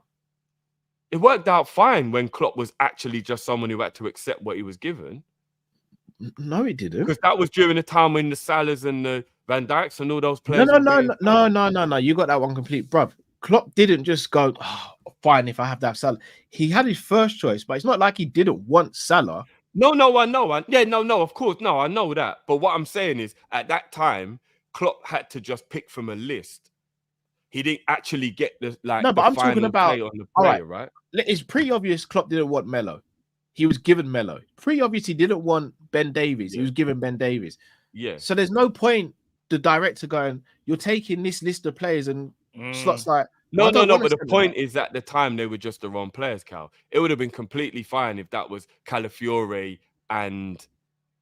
But that's name me a bad boy midfielder. Do you get what I mean? For that to happen, it needs to be a conversation, though. That's what I'm saying. For that to happen, there needs to be an agreement across the whole team, innit? Oh no, I agree. But that means that Arne Slot has got more power if we go into the season without a DM or a centre back, because it will mean he said I don't need one, and it's kind of obvious that to better the squad, we do need to sign. But the thing is, to us, sorry to cut you, Matt. To us, it is, and I fully agree with you on that. But if Slot turns around and goes to Richard Hughes, listen, I don't need a DM because this is the formation I'm going to play, which means I don't rely on the DM to have to do as much dog work. The whole team will be structurally better, so the defending will be better as a collective. I don't want a DM. Richard Hughes can't turn around and be like, I'm getting you a DM. Yeah, he can, bro. That's the whole point of no. So you're thinking of Chelsea, bro. That's the whole point of Chelsea being a coach, guys. No, bro. If the team think we need a DM, Slot has to take a DM. Bro. There's input from both sides, in terms of like, if he's the head coach, he's gonna assess his team. Then he's gonna be like, Richard, this is what I need. Now it's up for Richard to identify those targets. Then they're gonna have a conversation on who they're gonna pick. That's a manager. No, bro, that's a head coach, bro. No, that's a manager, guys. When you're a coach, bro, a head coach given players and you just no, it doesn't work like that. They're just being given players like all willy nilly, bro. It don't work like that. No, obviously he gets to say. They will say, "Do you want Kubo? Do you want Kubo? Or do you want Elise?" Because we have to have a right winger in the squad. That's not the director of football. The head coach, one he wants. Bro, that's not what his job is, bro. That's not the direct. That's not Richard Hughes' job. Richard Hughes' job is, I'm going to sit down with Slot. Slot goes, you know what? I need a left-footed centre-back. Richard Hughes goes, all right, give me 3 days. I'm going to come back with a list. Yeah. And then Slot goes, all right, this is your list. This is the one that I want. Richard Hughes goes, all right, I'm going to try and get you that one. Richard Hughes comes back and says, oh, I got you that one, or I can't get that one. Anyone else on the list? Like, that's when I agree with you if you're a manager, but when you're a head coach, that's not the case, guys. When you're a head coach, you're thinking too much like Madrid. If you're a manager, if you're a manager, you just say, I want that player. Go and get me that player. You're saying, I want him. Go and get me him. No, because you're demanding him. You're the manager. You can also be a manager who's still within restrictions. It isn't always just because you're a manager, you've got all the final say. Bro, that's like you could be head coaching restrictions. You're like adding another layer. When Klopp first comes to Liverpool, Klopp was always a Liverpool manager. He was never a head coach. He was always manager. But he had to earn the right to have the decision of the final say and full control. At the beginning, Edwards and Ward were the ones who signed him the players, guys. But he was a manager. Because based on what he asked them for. No, sometimes it would just be based on there's a position in the squad everyone knows is needed. And then they have a discussion about who's the best one for that role. I.e., we needed a right winger in the squad. He wanted it to be Brandt. They went, do you know what? We know you need a right winger, but we think this one is better. And then he agreed, okay, boom. And then they went with Salah. But that's my point. He wanted a right winger. Yeah. But the whole squad agreed that we needed one as well. Even as a director of football, Edwards knew we need that. Like, we need it. The whole team, everybody knew we needed it. If Slot says, I don't want a DM, what can Richard Hughes do? A head coach can't tell you he doesn't want a player if you think the squad needs one. Of course he can do. Because the job of the director of football, guys, is to make sure that everything football-wise is on point. And if you know that the squad needs a DM, but he the also coach can't tell you, bro, no, they I are don't want still no one. no, but bro, Otherwise, that means Slot is in Alright, control. bro, they're alright, still bound. All right, go on. Alright, So so that Drift, means Slot's in control then. So Drift, let me ask you a question then. If Richard Hughes says, "What do you want?" and he says, "I don't want a DM," and then Richard Hughes says, "All right, I'm getting you a DM anyway," what type of profile is he getting? No, it won't just be that, Rago. It's not like a dictatorship, but they will sit him down and they'll be like, look, bro, we've assessed the squad. We need a DM. With all due respect, we need a DM. You might not think we do, but the best decision for the team is we get a DM. We're going to give you a list, pick one. That is how it works. I've never seen a world where the coach can tell the hierarchy, I don't want nothing, or I don't want this, or I don't want that, and it happens. Because then what we're saying is effectively Slot can do the same No, but thing. it kind of goes along with the reports that we're seeing now. Is that Arnie Slot is going to assess his squad, not Richard If that's the Hughes case, or why haven't we Thingy. signed anyone then? He's gonna assess it. Then once he assesses it, he's gonna say to them, man, this is where I need the positions that I need you lot to get me. They're gonna be like, right, leave that with us. We're gonna bring you back the people who we think we can get. And No, that's when that's not what it is, guys. He's assessing the squad to see who is good enough to do what he wants. he's And whoever also going isn't to good say enough what he will needs, be told bro. they're not needed. Bro, That he's is also what going to assessing say the what he squad is. And then needs. He's once still those players coach. go, then you talk about who's coming in. That's the reason why they're saying they're not going to make no moves. Slot isn't doing the whole, let me see what I want. Slot is doing who is good enough to do what I need of them. And then you are surplus to requirements if you're not good enough. Bro, Slot is ain't going out here thinking, let me see who I need. He's seeing who is good enough to do what I want them to do. You're not getting it twisted. But the two kind of go hand in hand. If you're going to exactly, I don't understand. It goes hand in hand, bro. So So you're if he basically thinks going that to the Bashetic and squad. Endo are good enough for what he wants from a DM, and he says, "Well, I don't need a DM. I've got Endo and Bashetic." Yeah, but when it comes to glaring holes in the squad, like you've only got 3 centre backs and it's obvious you need 4. Slot can't go. Nah, I'm good. I don't want a centre back. The director of football say we're getting you another centre back. We need 4 centre backs. I've got 4 centre backs, bro. We've got 4 centre backs. No, I'm giving you an example of if there was 3 centre backs, but he thought like, I can just the left back can play there or whatever. It's the job of the director of football to be like, no, we're not going in under strength. We're getting you a 4th centre back. It's really irresponsible for you to think 3 centre backs is enough. We're getting you another one. Here's a list. Which one do you want? Slot can't just go, nah, we're going with 3. It's done, and he gets the final decision. Because if that's the case, he's in charge then. Yeah, he can. So hold on. All right. So the season we went into the season with the pandemic season with only 3 centre backs. You don't think Edwards tried to convince Klopp to get another centre back? Klopp himself wanted another centre back and was willing to wait a year because he didn't want to sign anyone else. He was happy with what he had. Everybody in the hierarchy, Cal, wanted Ibu, and they were willing to wait based on financial restraints, whatever the case may be. No, they were willing to wait a year because he had just come back from an injury. They wanted to sign him in the January. We drew them in the Champions League. Leipzig said no, so we said we'd wait even longer. Yeah. But that was also the role of everybody. That wasn't just one person who made that. So hold on. So why do you think we were linked heavily with Botman and all these other centre backs? Do you not think Edwards brought a dossier? Whose fault do you think it is that we didn't get a player in that window then? Which the summer window? The summer window. Who do you think it was why we didn't get a player? I don't think it was anyone's fault. I just think they took a gamble and it didn't pay off. I don't think it was anyone's fault. But in January, who do you think the final decision laid with? I think it was all of them. It was a collective decision. Klopp wanted Ibu. Edwards says, "Do you want Ibu? I can't get him now, but I might be able to get him in January." Klopp was like, "All right, cool. I'll wait till January because we've got 3 centre backs plus Fabinho." Like, so when we got to January, whose decision was it to sign Kabak and Davies then? Oh, that was FSG. We all know that was FSG. But Klopp so that means Klopp's got no power in that scenario because he wouldn't have wanted those 2 players. In that particular situation, he had no power, but that's because there was no power to be had there because he only wanted Ibu. No, bro, it's because the director of football overpowered him and said, "You get what you get," and that's what I'm trying to say to you lot.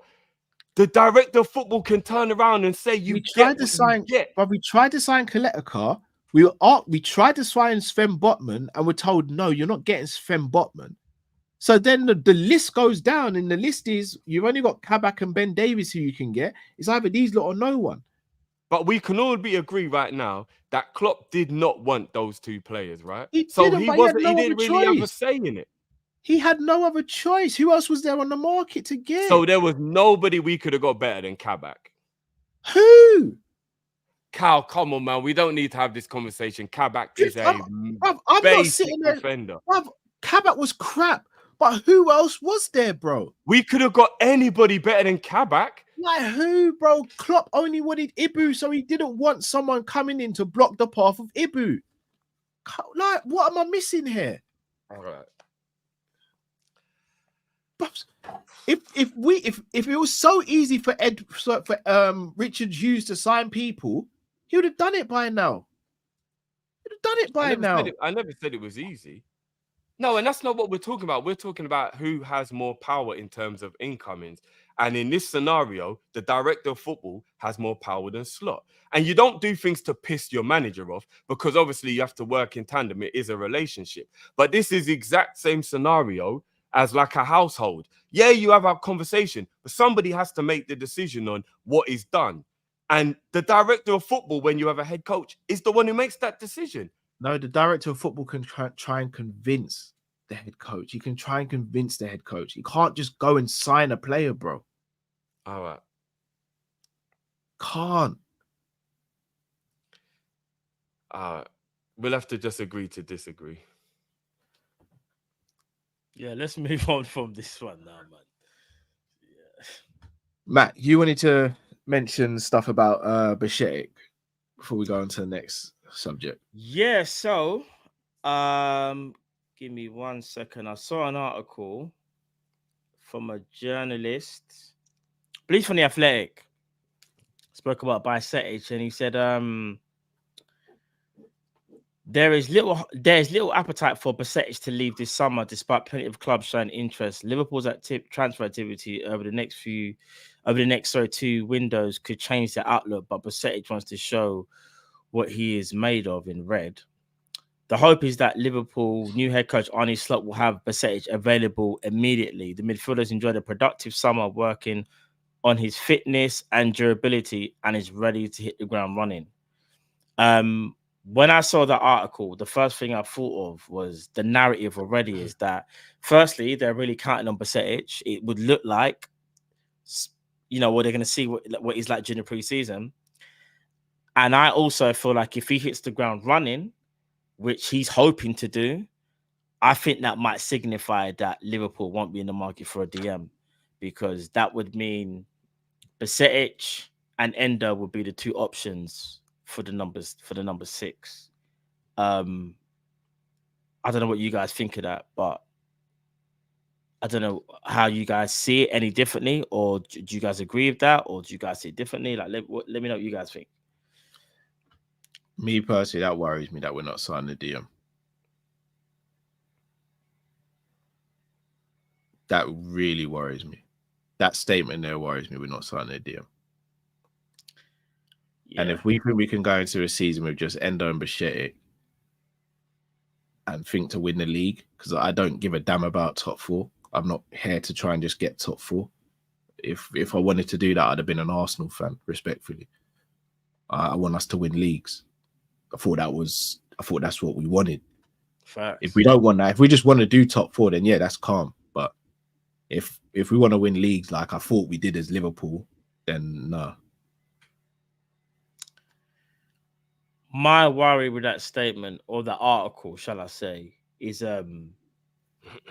Bashetic has been out for practically a year worth of football. I don't give a damn if he looks amazing in preseason. Let the man live. When I say that, allow him, give him time. If anything, if I'm being honest, Bashetic should probably go out on loan, maybe, if that's the case, because I feel like for him to miss a whole year of football and just to be back like that, you're asking a lot, I'll be real. And to pin your hopes on a 20-year-old is a lot again, being out for a year. I don't think no top team does that, in my opinion. That's not something that we should be looking to do. Is it good that we have confidence in him? Of course, and I think he knows that. But I also feel like we shouldn't put too much pressure on him, man. Like to sit there and think now that it's Besetic and Endo were the two options. I'm really worried because he's putting a lot of pressure on him, man, and he's been injured.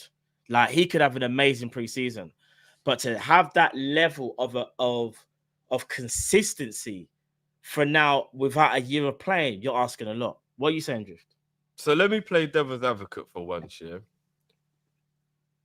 If we all believe that, and to quote a great man, Steffi B is good enough. No context. If we signed over there, if we signed Tchouaméni as an example, we'd kind of be killing Besetic's career. No, we wouldn't. So would you not say, well, Liverpool career, because there's absolutely no world. If we believe that Besetic has the potential to be who we believe he does, right? Yeah. And I think we're all in agreement. All jokes aside, I just because obviously Cal nicknamed him, but we all believe that Besetic is going to be a very, very good player, right? Yeah. If you do truly believe that, there's no way that anybody can disagree with me that if we sign, say, tomorrow Tchouaméni, Besetic has absolutely no pathway into the first team as a defensive midfielder. He has absolutely no pathway into the first team. Can I be honest? Tchouaméni plays every game. He's robust. He's 10 times better at this stage of his career. Besetic is not getting game time. He might play a little League Cup game here or there or whatever, but he's not getting any game time. Tchouaméni's 24 years old. Besetic is 19, if I'm not mistaken. So at what point will Besetic There's a 5-year gap. Yeah, but that means Tchouaméni in his entire peak would be Besetic's whole development years. But here's the thing. How would Besetic develop? But Drift, you're doing the absolute. You're doing the absolute by. I'm playing devil's advocate. No, you didn't even let me finish the point, by the way. Okay, no, finish your point. Go on. So if this is what we believe, and I think we all are in agreement, he could be a superstar. Besetic has a very high ceiling. Is it not better to have a veteran who's capable here and there of filling in while that guy grows? But there's no real true blockage for his pathway, like there would be if you sign a superstar who blatantly blocks his pathway. And we have to be in agreement here. Besetic ain't playing if Tchouaméni signs for Liverpool. He's not. So unless we loaned him out, he ain't getting game time. He'll just get League Cup games and the odd whatever. Because we've got plenty 8s and he ain't going to get to play 8. Besetic ain't going to be playing 8. We've got plenty 8s. Right. So where does Besetic play in the team if we buy a superstar DM? And again, I'm playing devil's advocate. Again, I'm not saying we don't go and buy this player. But I've got to use logic. If we keep a player around like Endo, the pathway is perfect for Besetic to become the player we think he can. If we buy a superstar DM, Besetic's pathway ain't happening. All right, we've seen it happen in the past. Can I use? Why did we try and sign Caicedo then? I'm playing devil's advocate here. I'm just asking the question based on that. I'm not saying it's facts. But we need realism, though, Drift. You're living in a world where that's never going to happen with this Tchouaméni. Devil's advocate hasn't got realism. Devil's advocate just asks questions. Devil's advocate asks questions to see the story from the other side. That's the point of playing. So it has to have realism, bro. What? This is realism that Besetic would have somebody blocking his pathway. You said Tchouaméni. Tchouaméni's not leaving.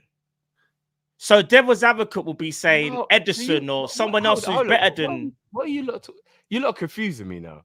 Devil's advocate is about looking at it from the other point of view that maybe people don't want to listen to because it might shake a few feathers, right?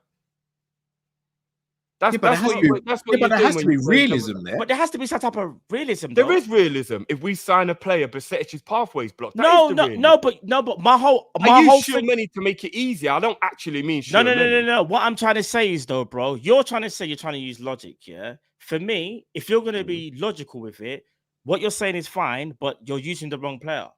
You could use anybody else. Say like someone a little bit more. Now we're being pedantic. Use any DM you want. Then use any DM you want. No. The reason why I'm saying this is because of this. Tchouaméni, we would never sign All right, no, but you're being pedantic. Yeah, now. no. I'm not. Level DM I'm not. you want Because then. this is devil's advocate. That's like me saying, "Oh, we could have got Mbappe." 2020. Imagine if this happened. Like we can all do that, bro. I'm trying to use it. We got to talk about a bit of realism. Who do you want for DM? Realism is this year. Realism is this year. Let's say we got Matt Vifer, who's gone to Brighton. Yeah, Matt Vifer has already gone to Brighton. But let's say that we got him. In fact, no, we'll use Ugarte because Ugarte's on the market, right? Okay. Even though I don't want Ugarte. Zubimendi's the dream for me. He's 25. Yeah, or Zubimendi. So man are telling me if we sign Zubimendi, that means Basetic still can't be him. Do you know why I fully disagree with that? One, we got to stop doing this whole we don't rotate or something. Like every man just have to play like 60 games a season. We can't. We got to stop this mentality that we've had for a long time. We had it with Fabinho because he was the only DM. If we was to say get Zubimendi, bruv, Basetic can still do his thing. What it means though, this is the real reality.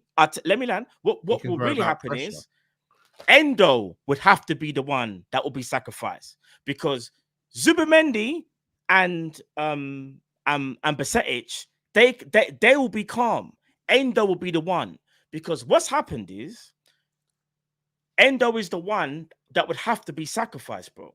Because Basetic has the higher ceiling, in my opinion. Yeah, and in an ideal world. Is the right now. And not only that, bro, again, no one even knows how Basetic is going to be after the injury. How can anyone really sit here and say he's going to reach his potential, knowing that after that injury, he might not even be the same player? I don't think that's the case, but no one can categorically tell me that he's going to be that player. And not only that, I've said this as well, the sample size is very small for Basetic. Do we think he's got potential? 100%. But we don't know whether that's going to factor into now how we're about to play. We don't know that. We hope and we believe so. So there's no harm in getting someone who's better than Basetic, bro. And the reason why I want to double down on that as well, bro, Phil Foden had to compete with how many midfielders, at Man City? Did anybody block his pathway? No. Do you want to know why? When you are good enough, you always shine through, in my opinion. Like, for example, you know when people talk about Nathaniel Klein, if he didn't get it, bro, Trent was always gonna come through this thing. When you're that talented, Gerrard, all of them, no one can really block your pathway if you are that good, bro. That's how I see it. If you are that great at football, no one can stop you. Not necessarily. I don't know a player that I've sat there and gone, yeah, do you know why he didn't make it? Yeah, because my man didn't let it. No, but Michael Owen. That's Michael Owen. Michael Owen burst through when Fowler was there. Not necessarily. England. Come on, man.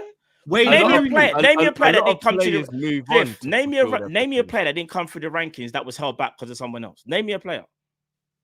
That's a bad man. That's a bad man that you think you're like, right? You know what? Yeah, he would have been sick if it wasn't for my man. It don't happen, Drift. Of course it does, because sometimes the player will become a good player at a different club. He moved on from the club he was at and then he developed somewhere else. It doesn't always mean you develop at the club you started at. That's why loads of young players move on. Daniel Sturridge is a prime example.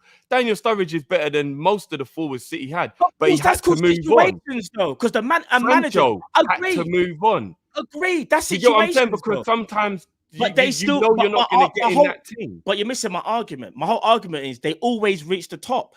Like, yeah, but we need him to reach the top at Liverpool. No, I understand that, but I don't think he's not going to reach the top if he's good enough, bro. I don't think we should be sitting there worried thinking if we buy DM, he's not going to come true. But you can understand what I'm saying. If you sign as a Zubimendi, his game time is limited and potential doesn't get reached on limited playing time. Bro, you have to play regularly to reach your potential. Bro, 60 odd games a season. Bro, do you know what I'm gonna be ready for the amount of games if we're going to play this season because of this new format? And I am expecting Liverpool to kind of do well in the Champions League. Bro, there's going to be a lot of games. No, I know. I'm still playing devil's advocate, by the way. I'm not saying we don't sign a DM. I'm still playing devil's advocate and saying they might think that with Basetic's performances and his ceiling and his progression, it's better to have a senior player who can fill in now and again and then move on naturally by the time Basetic is that guy, than it is to bring in someone who's better than Basetic and block Basetic's pathway. That might be how they're looking at it. So, all right, so I'll ask you now. Quick question. Is Endo good enough now to win the league? I mean, that's a loaded question because last season, if other No, circumstances, it's not a loaded question. It's just a I simple think we question. should Is he have good won enough the to win the league? Is he a DM that you think we can win the league with? Based on last season, yes, because he had nothing to do with why we didn't win the league. So you think Endo's good enough to? So you're saying, so in your opinion, then we shouldn't really need a DM, like, because you're basically saying he's good enough, and we've got Stefan Basetic that you think obviously No, because you can always you think he's improve. going to be great. So we've You got can always Basetic and we've improve. got Endo that is good enough. You That's can what you're always saying. improve. You can always improve. So I'm not saying we shouldn't upgrade on him. No, but I'm saying he needs to be given a bit more respect because I think he did a very good job when he was called upon. Right. And I think that if he is the one people are saying is a reason that why we didn't win the league, as in like solely, then that would be very unfair. It's a simple, but you're making it something bigger than what it is. All I've said is, do you think he's good enough as a player that you can use in the first team mainstay where you can win the league? That's what I'm asking. Do you want my honest opinion? Yeah. I think he is good enough if Basetic continues to become the player we think he is, and you have both of them. Yes. So you're relying on another player for him to be good?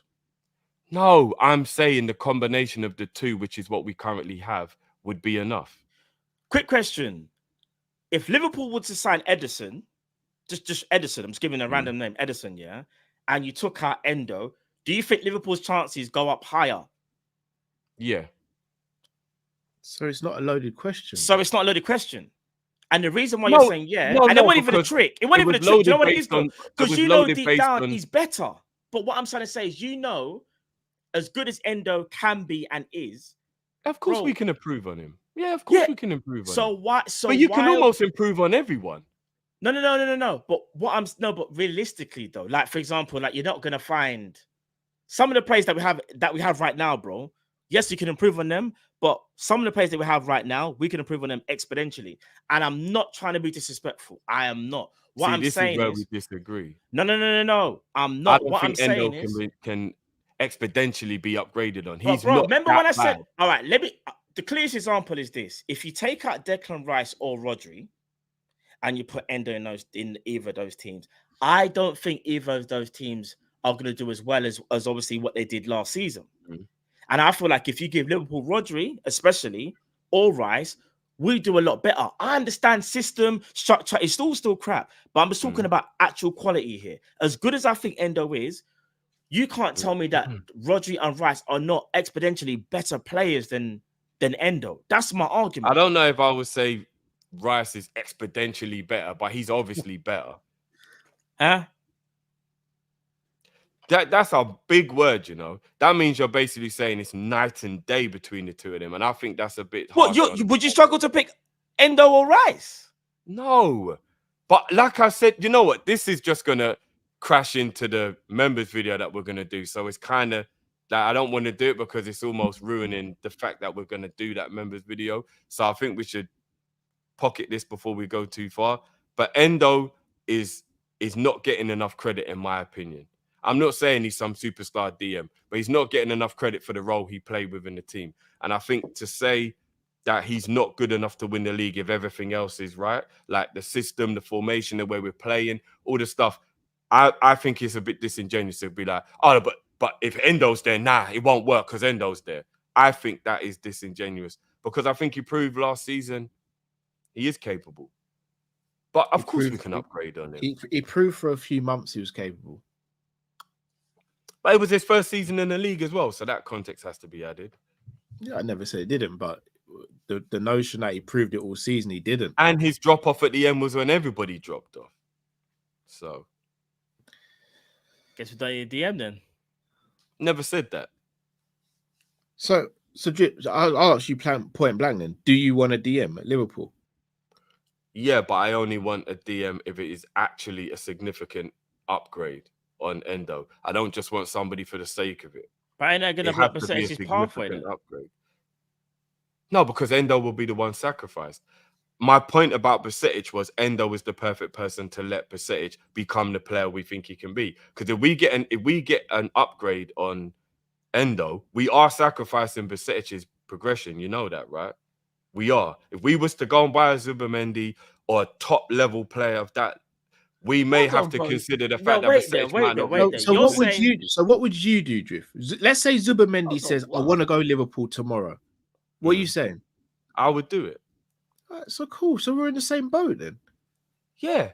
But me playing devil's advocate was looking at it from the club's point of view, that if they believe in Bajcetic the way a lot of us actually believe in him as well, because we can see the talent, they're not going to want a path blocker by going and getting one of these big hitter DMs that then means Bajcetic don't get no game time.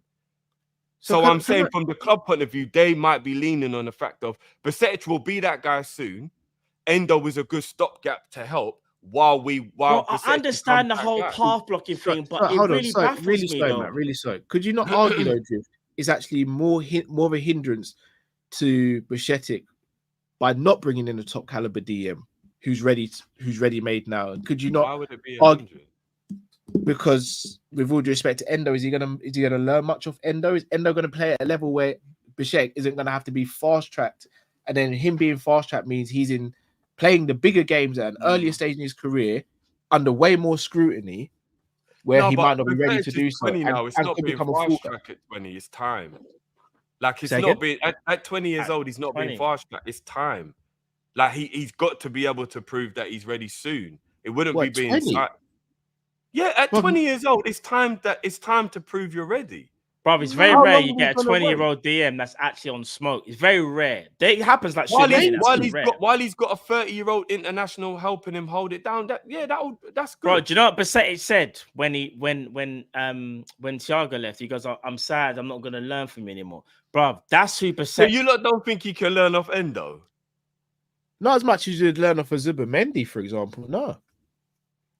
Again, I don't necessarily know if that's true or not, because Zubimendi might be better than Endo, but Endo's been around the block. Teaching isn't always about how great you are yourself. No, I agree. Some of the finest teachers in the world weren't even great at what it is that they're teaching. So Endo could definitely pass on knowledge to Bajcetic. More so, I think I would trust Endo more to teach Bajcetic than Zubimendi. Zubimendi's still young himself. He's 25. Yeah, so he's still quite young himself. I would prefer Endo was the one teaching Bajcetic. But hold on, you said Endo's been to World Cups. Endo's been around the block. He's matured. Of course, I would much rather Endo. Zubimendi's a more complete player than. But you just said you want. And him being Spanish as well, bro. What? So that doesn't mean that you're good at teaching other people. So you why are you assuming that Endo is? So do you think Bajcetic should be ready now at the age of 20? Almost, yeah. I think by the time you're 21, if you're not ready, then you're probably like gonna have to go on loan or move on or something like that. You know, for a DM to be, it's very rare that a DM at 21 is close to being a finished article. I know, but it's a bit of a new world now, isn't it? Like younger players are getting better at a younger age. Look how Kwanzaa's fast tracked. Look at bloody Yamal in the Euros. Like younger players are being a bit better at a younger age. Like a one in a lifetime player. Who? Yamal? Yeah, but Kwanzaa's at 20 proving that he's definitely capable to take the mantle. No, Curtis Jones came into the first team at 20 and he was good enough. No, he wasn't. Yes, he was. He's only 21 now. Who, Curtis Jones? Yeah, or 22. He's still very young. No, I swear we didn't even have to register Curtis Jones last season because he was still under 21. How old is he? 23, bro. I think he's 23 now, isn't it? I swear Jones January, bro. That's okay. 23. But the point still remains that when he came into the first team, he was 21. He's been in the first team for a few years now. He's been in, but when Jones came into the team, he was not ready, bro. Bro, he was one of the reasons why we got top 4 in that season. We were struggling, remember? No, or we made the push, for top 4. Do you remember right at the end of the really poor season we were having? And Curtis Jones came into the team when we changed formation and he was playing really well. And he was one of the reasons why our form picked up and we made a push for top 4. Well, he would have been 21 around that time, right? Are you talking about the season after the quad chasing season? Yeah, he would have been 21 in that 22. Season. Yeah, he had a good couple of games. If he just turned 23 in January, just gone, then he would have been 21 that season. And he proved he was ready. He was a very good player in our team, and he proved he was ready for the level. I'm not saying you've got to be spectacular, but he proved he was ready for this level. So by the time you're 21, you have to have proved you're ready for this level. No, but proving you're ready for the level and proving you're that guy are two different things. I never said Bajcetic has to be that guy, but he's got to prove he's ready for the level. I think he's already kind of done that. Well, then what's the worry then? Because we want to win the league, bro. I Bruv, want he's to win been the out. league. No. My worry is he's been out for a year. But we have Endo to hold it down while he gets his shit together. Bro, I want my to win argument. the league, bro. And I think that's unrealistic in Slot's first season anyway. All right, so let's say it's next season then. What, Endo's going to be 31, 32, and Besides, Bichet's will going to be be ready 21. to cook immediately if he gets a whole year to get himself together. He'll be I ready to want to cook win the next league. season. I want to win the league. City have Yeah, got we Rodri. all want to win the league, Like, but we're City not have got going to Rodri. realistically win Arsenal the got league. Rice. Chelsea got Caicedo. Tottenham got Basuma. Like, I wanna never win said the we can't league. improve on Endo. I can't believe we're living in a world where we're basically saying Endo. Even West Ham have got Alvarez. I don't know. Tottenham just went and got Archie I Gray. never said we We're can't in the Palace mud, have improve got on I Endo. Wharton. We're in the mud. Like, even Man We're in the mud. United are trying to sign a DM. I never We're in the said mud. we can't improve on Endo. Do you know what I will say though? This whole But blocking they might pathway, though, think Drift. that they are blocking his pathway. So I'm playing devil's advocate and I'm saying if Alright, we you're playing sign a devil's bad advocate, boy, alright. then we're stifling Bajcetic.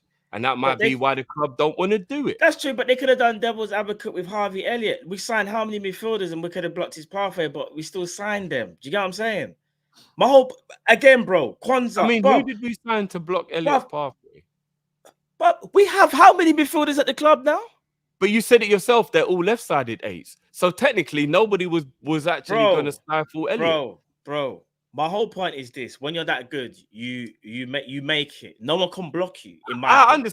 I understand that point. Because even Kwanzaa, like, bro, he will. When you're that good, I just feel like you're making impression to the point where the manager can't leave you out. There'll be obviously something you do in training or whatever. Like that's why I feel like even with Bajcetic, let's say for example we was to get like a DM. I don't think we should be sitting there thinking, oh no, that means Steffi B's career might be no. I don't think it does. Said that. And if this is the last time I'm going to play devil's advocate, because it doesn't seem to have, and no one remembers that you said at the beginning you were playing devil's advocate. Everyone starts to act like now this is the only opinion you have on the situation. Oh, it don't feel nice, does it, bro? Yeah, it doesn't. So I won't be doing that again. But the point that I'm playing, the point I'm making is that might be one of the things, because what I've been doing recently, guys, which is why I try to not let things get me too wound up, is I'm trying to look at it from the club's point of view, because I've realized that's the only way you ever come to any realistic conclusions. The way we see things is never truly going to align with the way the club see it. So I'm trying to always look at things from their point of view. Do I disagree with it? I disagree with a lot of it. But this is one of the reasons why I said to you a few months ago, I don't think we'll have much movement in this window. And people are like, no, come on, Jeff, of course we have. We've got a new manager, this, that, blah, blah, blah, blah, blah. And I'm like, well, based off of this, and this is what I'm thinking. And that was me judging the club and how they've been. And again, things could change, and I really hope they change. But we're in the 22nd, almost the 23rd of July, and ain't shit happened. And my actual, prediction is slowly coming true, and I don't like it because I didn't want it to be true. In fact, as Cal said, they're saying there's another 2 weeks before anything is even remotely going to start happening. So we're going to be looking at something like the 5th of August or something mad like that before Liverpool. Shit, there's only 3 weeks until the window shuts when you get to that point. So what is actually going on? So I'm just trying to look at it from their point of view, boys. And from their point of view, playing devil's advocate one more time, they may be thinking Steffi B's the guy. Endo is good enough to supplement what needs to be done while Steffi B gets his shit together, and then Steffi becomes that dude. I hear what you're saying. Might be the way the club are looking at it. I hear what you're saying. But on the devil's advocate thing, though, yeah. What are you saying? Okay. What are you saying? Without devil's advocate, I would probably say the best thing to do would be to move Endo on and upgrade on him significantly, not just a little bit, significantly upgrade on him. And with all due respect to Steffi B, as much as I love the kid, if you fail, you fail. Because your personal achievements aren't what I care about. So basically you're saying, you agree, get a DM. Yes. Unfortunately, and I say that again, unfortunately, Endo would have to get sold, and you've got to be the whoever it is as the DM, whoever it is, and then you've got Bajcetic as like the backup team. I just say technically we don't have to sell Endo. We actually don't have to sell Endo. We have space. Well, the non home. Trying to be game time. No, because Thiago, Matip, and Adrian have gone. But it depends how many people. What if we want to buy a right winger and a centre back for a start that will both be non-homegrown, then technically Matip and Thiago were just swap for swap. So then we were already a bit like iffy on how many we've just lost 3 non-homegrown players. Adrian, Thiago, and oh Matip. yeah, shit, I forgot about Adrian. All right, so that would depend on who are we going to promote the young homegrown goalkeeper? Yaros has already been promoted. And are we going to keep Kelleher?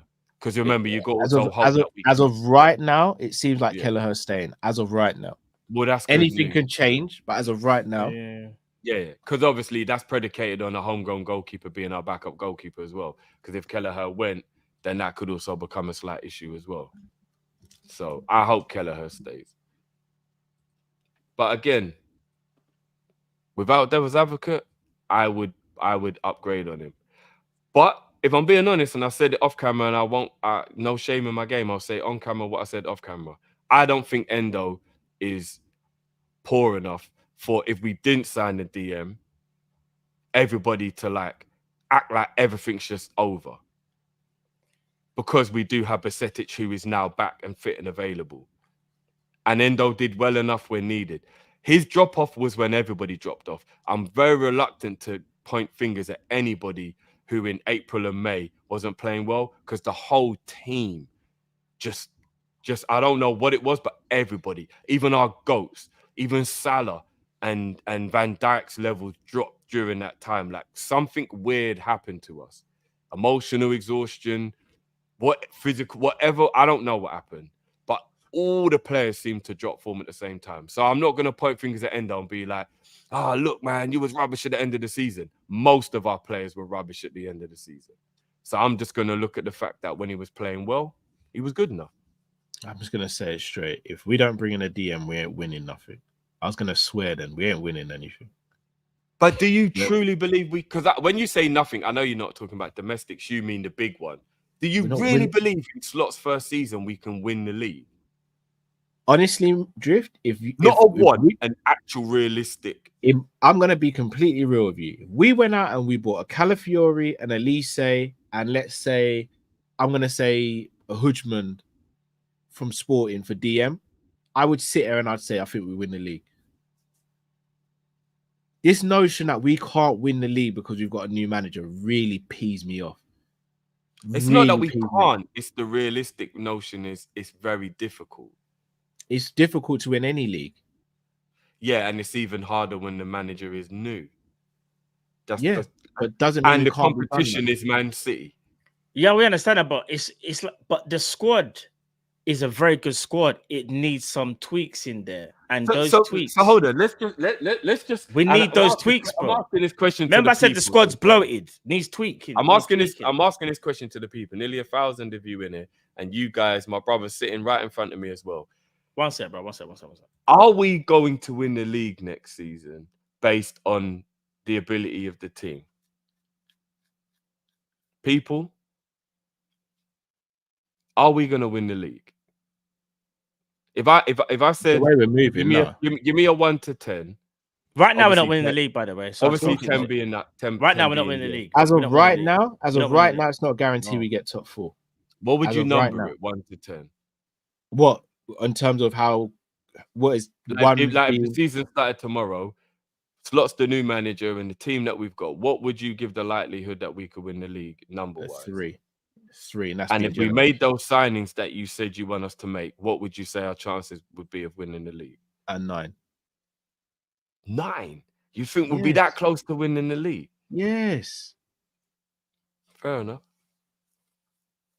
In his first season? Yes. Last season, tactically and structurally, we were all over the place and we finished 3rd.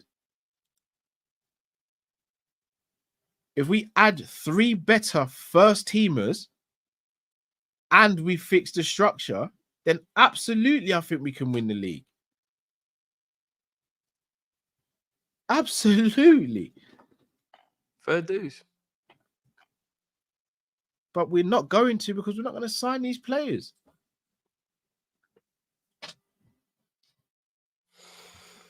I think it would be a stretch to expect a title win in the manager's first season, but the squad is good. So it's not an impossibility or anything, but it'll be very difficult.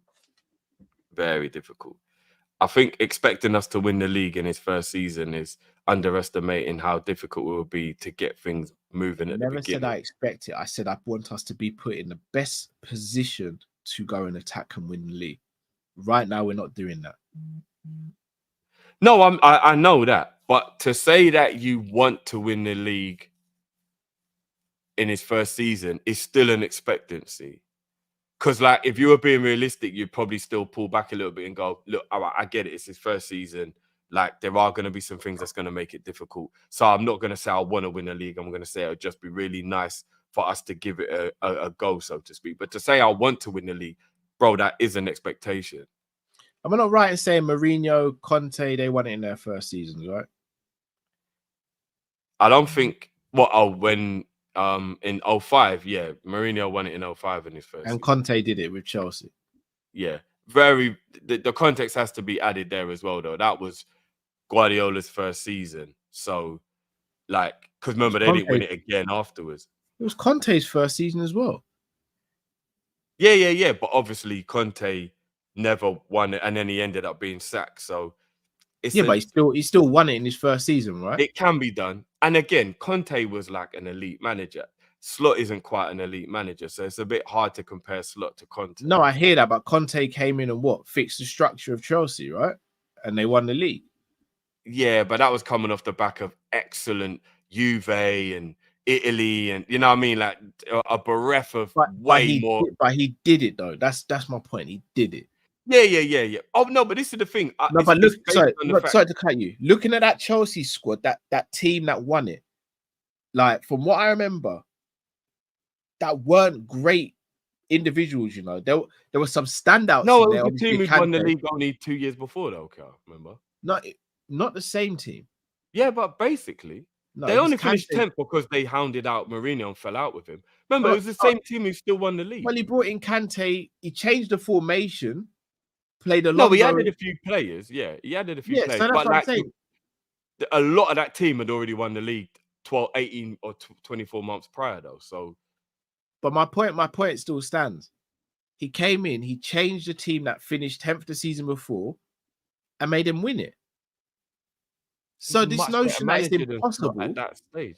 No, but Slot is part of why I'm having that trepidation as well, bro. If we just got Guardiola as manager, I would be on your wave. But remember, Slot has got a lot to learn. He's still young in the game himself as a manager. He's good, but he's still young in the game himself. Conte was a seasoned G when he went to Chelsea. I'm not saying that, Drift. All right, so Drift, you wanted Kudos, right? You wanted Kudos. Who was the centre back you wanted? Hincapié, and who's the DM that you want? I don't really know if I'm being. I mean, obviously, what's his name from PSV? How the hell can his name? Shotton. Yeah. Shotton. If we sign those three players, do we have a better chance of winning the league than if we don't sign those players? Oh yeah, of course. That's my point. But I still believe in Slot's first season, the most we could expect would be second or third, even with us getting those players I want. I'd be very, very, very, very happily shocked if we could win the league in Slot's first season. Because it's also getting over Klopp leaving. So everything about it there's a lot going on. There's a lot going on at Liverpool. I'm just saying, I'm sick of this just settling business, man. I'm just but you got to remember, I want to win the league deep down, of course, bro. I always want Liverpool to always be the best at everything. But realistically, I think it would be very harsh to judge any scenario if we don't. Like, all right, say for example, we came third, maybe 2 points above fourth, never really challenged, put a good cup run together. Would you think that would be satisfactory in a first season? Not for Liverpool's level, but in a first season. Without context, if that's just the scenario given me, I'd be disappointed with that. Okay. So what will be the bare minimum for you to be satisfied? A title challenge. Just literally, like, has to be a title challenge, or you're I want a disappointed. title challenge. What else am I here for, bro? But remember, I'm talking about the circumstances of it being his first year and stuff like that. Bro, they did their due diligence and said he's the guy for the job. Yeah, for like 4, 5, 6 years, not literally the first minute he gets. All right. When we brought in Alisson Becker, we didn't bring him in and go, well, give him a season to see if he's going to become really good, you know, and stop making mistakes that, you know, cost us. No, we brought Alisson Becker because we wanted to win the league. You think Virgil van Dijk, when we brought him in, we went, we'll give him a year, see how he gets on, and then we'll really go for it this season. No. Virgil's here now. Step your S up. Alisson came in, step up. Fabinho came in, step up. Salah came in, step up. Mane, step up. But the difference is, Cal, those players are coming in and they're slotting into what is, no pun intended, they're slotting into a structure that's already there. Bro, the manager is the structure. So it's way harder for a manager to make an impact quickly than it is for an individual. Way harder, bro. Remember, we are based in his image.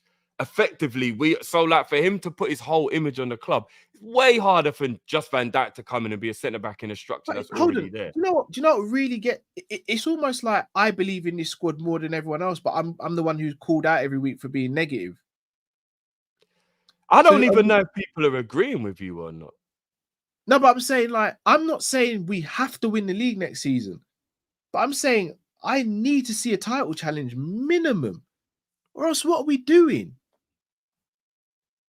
Well, we just here for the ride again. Like, I'm sorry. We're doing the process that happens when you have a new manager, and especially when he's taking over from a legend. I'm just tempering my expectations. A legend who's left us in a pretty decent situation. We all said, right? Yeah, he did. So look, factoring in our legend leaving, the new manager needing to get his feet under the table, and Man City being a juggernaut, I think it's unrealistic to expect a title challenge of significance. Like if you're there if you're there or thereabouts, but you're always maybe about 5, 6, 7 points behind, but you're there or thereabout, that's not unrealistic. But when you say title challenge, Cal, do you mean like we were last year? Where like there's even times that we're top and we're not far up, like, because I think that's a bit unrealistic in Slot's first. And I'm not saying it can never happen, but I just think it's unrealistic to expect that in his first season, it'd be like, right, this period of the season when we're at the top and it's April and we're still in it. And I think that is unrealistic in his first season, personally. I hope I'm wrong. What was the Premier League table? How many points is City win? City won on 90 points. We finished on 82. Slot said his aim is to improve on those 82 points. Yeah, I know. It's title race then, right?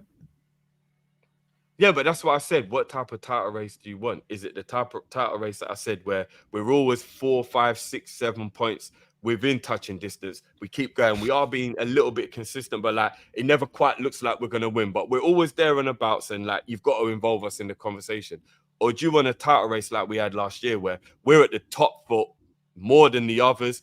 We look like at one point it looks like we're actually going to win the league, or if like which one of those do you think is more like what your expectation is? I just want a title race, bro. But there are different types of title races, though. Do you get what I'm saying?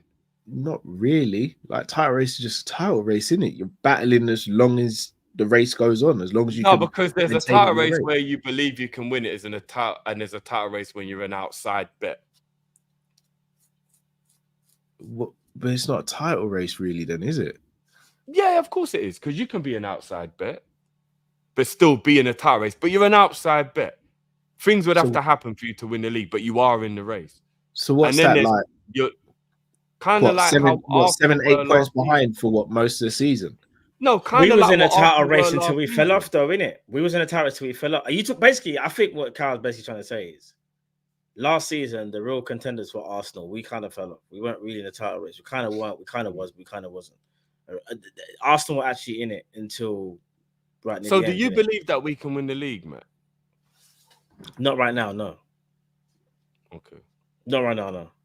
We need to So improve. We need to improve. if we bought the 3 players that you would like us to sign, could we win the league? Yeah, And when I say could, I don't mean the same way I could win the lottery tomorrow. I mean, no, I genuinely think we could win the league. Genuinely, like, okay. but I don't think we're gonna make those changes that I would like us to make. Like, I don't know. I could be wrong, and maybe this whole assessment period, Liverpool just dragging their heels in the transfer market. But there's no way that I can really sit here and look at the squad. It's a good squad, but it is a bit bloated. It needs a bit of trimming down, so to speak, and it needs some adjustments there. We need to make those adjustments. I think if we don't make those adjustments, we've practically got the same. Well, we've got the same squad as last year. We know how good it was. Maybe we will be better in terms of like structurally, maybe defensively, but I still think we will fall short. We will definitely fall short. I don't think we could win the league like how we're currently constructed. We need more. We do need more. There's a difference between saying I think we will win it and I think we can win it. Like, No, because I agree with you that the squad could win it because it's a good squad. Like, But see, I'm right just now, do you think this talking squad realistic. will win it? This Right squad now, can't win it. Its current squad currently can't win it. constructed. If I'm being completely honest with you, and I don't want to go down this path because it's just a long thing, I think we would have probably won the league just gone if the emotion of Klopp leaving wasn't there. There's just a part of me that believes that it was something to do with all of that was like a distraction and an overbearing on the squad. I think if Klopp wasn't going and it was like they knew the future was still about him and whatnot, I think we could have won the league even last year. So it depends which way you look at it, to be honest. That's not answered the question, though. Do you think they can do it this season? Well, I guess technically I'm saying yes, because if I thought they were good enough to win it last season, then it would be. But you think the squad's good enough to win it? Or if Klopp No, hadn't left and Klopp was the manager now, I'd be overly confident about a proper. Yeah, I think we can win the league. If we didn't make any additions and Klopp was still here, you think we'd win the league? Maybe not necessarily no additions at all, but I'll be very, very optimistic that he was going to take Kwanzaa, Bradley, all the young players to another level that he'd been bringing through, that the squad would be able to. Dan's might come in now, play a bit more game time. Yeah, I'll be very optimistic if Klopp was still. Do you know what it is for me? Very optimistic. I can't think of a time when a Premier League team made no changes in their whole squad and went on to win the league. Even if it's one change, even if they bought one player. I can't think of a team that's made no changes. Well, that depends what level you're talking about, bro, because I don't think we really can call the signings we made significant in any way when we'd won the Champions League and we won the league the following season. What, for the Champions League and then the Prem? Remember, after we won the Champions League, we signed Adrian, Seth Vandenberg, and Elliot. So we're one. That's it. We're the only team then that's done it once. We might be the only team who didn't make any significant changes. But we had just won the Champions League, though. So it's not like we were going from nothing to winning the Prem. No, of course. But what I'm saying is, just to answer Matt's question, I think that might be the only time I can remember where. It's okay. So that's the case, that's only happened once. Yeah. That's not consistent. I do think we'll sign one player, but I just feel as though it'll only be one. Yeah, I feel like you're asking for a lot. Because do you know what it is as well, guys? When you get the new player ready, it just brings a bit of optimism to the squad. I'll be real. You see, if we didn't make them changes last season, we would have been a lot worse. Like, guys, if Henderson, Fabinho, Naby, and in fact, put it like this: if the midfield didn't change, we would have been in problems. We would have been in serious problems. It had to change, and I think don't get twisted, a new engine room. We just had a whole DM conversation where I played devil's advocate. If we're talking about making signings for the whole team in general, I am not okay with. I'm not even going to waste time with devil's advocate. In other positions in the team, yeah, shit needs to get done. But this is what I'm saying. That's what I'm saying. We can't stay the It same. needs to get, and I'm very close to being yeah. on the edge of spazzing out about things like no centre back, even remotely being linked with us. No looking like we're looking to upgrade the left back at all in any way. No right-sided player really linked with us to look like we're going to do contingency plans for Salah. No contract advances on Trent, Salah, Van Dijk. Oh, we're getting very close to me losing my shit about all that stuff. But so that's forget why the DM stuff for a minute. But that's why I'm asking stuff's you. about to hit the fan. But that's why I'm asking you why you. Well, I guess you didn't say it. You said you think we could win the league, but as we're currently constructed, I don't think we can win the league. We can't win it like how we are now. I could be wrong. But do you think we could win the league if Klopp was in charge? Because I truly believe if Klopp was still here, this squad. But if Klopp was in charge, we would still need to make adjustments, in my opinion. Which I think he would. Yeah, that's what I'm trying to say. Like, so what I'm saying is right now, if Liverpool think that they can pull the wool over my eyes and everyone else's and whatever, and just think that the squad is good and it's good, but we're Liverpool. We are trying to win competitions. If you want to win, you have to make adjustments. Other than us in 1920, yeah, you don't see it where teams just don't look to improve because you always need to improve because no one stands still. Nobody stands still. Man City have won the league. How many years in a row have they ever stood still? Never. They never stand still. Of course. Arsenal could easily do the whole, well, we got the best defense in the league. Why are we going to go and buy a centre back? I know what we're going to do because we're going to make it to a thing where no matter what happens, there's going to be quality in that centre back lineup. And they've gone and done it now with Calafiori, even in kind of like left back. They're doing the whole. Remember, Drift, when I was saying last season, when I said Man City will win the league because they bought 5 centre backs, and I said, you know what they've done? They're just doing that whole. We're going to play 3 out of the 4 at the back will be centre backs. 1 person will not be a centre back, and we're going to be defensively sound. What's so mad is that Arsenal have a better defensive record, but it just helps City for the way how they play. And now Arsenal are trying to do the same thing. Calafiori will basically be Nathan Ake / Gavardio. They are trying to make sure that when they go forward, there are 3 centre backs there, and you've got your 2 holders, whether that's a Timber flipping Rice, and whoever's in a pivot with Rice. They are trying to make sure that they are sound.